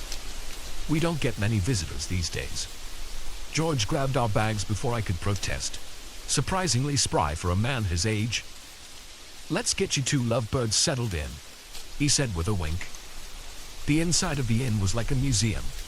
Antique furniture, faded photographs on the walls, even an old gramophone in the corner. It was fascinating, but something about it made me uneasy. It felt less like a living space and more like a perfectly preserved moment in time. Our room was on the second floor, at the end of a long hallway. George set our bags down and Martha fussed with the curtains, chattering away about the history of the house. "This room has a special history," she said, her voice taking on an almost reverent tone. "So many happy couples have stayed here over the years. Some say the room itself is blessed with love." I shared a bemused look with Lisa. It was a bit much. But hey, it was all part of the experience, right? "Dinner will be at 7, George announced. "We eat together here like family." With that, they left us to unpack. As soon as the door closed, Lisa flopped onto the bed with a giggle. "Okay, this place is weird," she said, "but kind of adorable, right?" I nodded, but I couldn't shake a nagging feeling that something was off. "Yeah, it's charming." We freshened up and headed down for dinner. The dining room was as ornate as the rest of the house, with a long table set for 4. George and Martha joined us, serving a hearty meal of pot roast and vegetables. The conversation was pleasant enough, mostly George and Martha sharing stories about the area and past guests. But there was something odd about the way they talked, as if they were reciting lines from a script. "So, how long have you two been running this place?" I asked during a lull. Martha and George exchanged a quick glance. "Oh goodness," Martha said with a laugh. "It feels like forever, doesn't it, dear?" George nodded. Time has a way of blending together out here. It wasn't really an answer, but before I could press further, Martha stood up abruptly. "Who's ready for dessert?" After dinner, we retired to our room. Lisa was charmed by the whole experience, but I couldn't shake my unease. "Don't you think they're a little odd?" I asked as we got ready for bed. Lisa shrugged. "They're old and they live in the middle of nowhere. Of course they're a little eccentric." I tried to let it go, but sleep didn't come easily. The house creaked and groaned in the night, and more than once I thought I heard footsteps in the hallway. The next morning, we came down to find breakfast already laid out, but there was no sign of George or Martha. "Hello," I called out. No answer. We ate in uncomfortable silence, the only sound the ticking of an old grandfather clock. As we finished, Martha appeared as if out of thin air, making us both jump. "I hope you slept well," she said, that same fixed smile on her face. "George is out tending the grounds. I thought perhaps you'd like a tour of the house." The tour was unsettling. Every room seemed frozen in time, perfectly preserved but untouched. And Martha's commentary was strange, talking about past guests as if they were still here. "This was little Timmy's favorite spot," she said, gesturing to a window seat. "He would sit here for hours, watching for his parents to return." "Was Timmy another guest?" Lisa asked. Martha's smile faltered for just a moment. Oh yes, from long ago. Such a dear boy. As the tour went on, I began to notice something else. There were no modern amenities anywhere. No TV, no radio, not even a telephone that I could see. We ended up back in the entrance hall, where George was waiting for us. Beautiful day for a walk, he announced. Why don't you two go explore the grounds? But be sure to stay on the paths. It's easy to get turned around out there. The warning in his voice was clear. Don't wander too far. Outside, Lisa and I finally had a chance to talk privately. Okay, you're right, she admitted. This place is weird. Maybe we should leave early. I nodded, relieved she was on the same page. Let's pack up and go after lunch. We can make up an excuse about work or something. But when we returned to the house, things took a turn from unsettling to terrifying. Our room had been tidied while we were out. Our bags were unpacked, our clothes put away in ancient dressers, and our car keys, which I distinctly remembered leaving on the bedside table, were nowhere to be found. George, Martha, I called out, trying to keep the panic out of my voice. We seem to have misplaced our keys. Martha appeared in the doorway, that same placid smile on her face. Oh dear, how careless, but not to worry. You don't need to leave. You're home now. The way she said it sent chills down my spine. Lisa grabbed my hand, squeezing it tight. That's very kind, I said, forcing a smile. But we really do need to get back. Work, you know. Martha's smile didn't waver, but her eyes hardened. I'm afraid that's not possible. You see, once you check into Willow Creek Inn, you don't check out. It happened so fast. George appeared behind her, brandishing an old-fashioned syringe. Lisa screamed as Martha locked the door. I tried to fight, to protect Lisa, but whatever was in that syringe worked quickly. As my vision blurred and my limbs grew heavy, I heard Martha's soothing voice. Don't fight it, dear. You'll be so happy here, just like all the others. The last thing I saw before darkness took me was the gleam in her eyes, not the warm twinkle of a kindly old woman, but the cold, hungry stare of a predator who had just caught her prey. I don't know how long we've been here now. Days, weeks. Time seems to stand still in this place. Lisa and I are never left alone together, to keep us drugged, compliant. Sometimes I catch glimpses of other guests, vacant-eyed people in old-fashioned clothes, wandering the halls like ghosts. I try to fight it, to hold on to my memories, my sense of self, but it's getting harder. The drugs, the constant smiling faces of George and Martha, the endless routine of meals and tours and sitting in the parlor, it's wearing me down. But I haven't given up. Not yet. I'm writing this down, hiding it in the one place they never look, inside the ancient gramophone in the corner of our room. If you're reading this, it means you found yourself in Willow Creek Inn. And if that's the case, God help you. Remember, the smiles are fake. The kindness is a lie. And whatever you do, don't eat the food. Don't drink the tea. Fight it for as long as you can. And if you see a chance to escape, run. Run. And don't look back. Because once you check into Willow Creek Inn, they'll do everything in their power to make sure you never check out.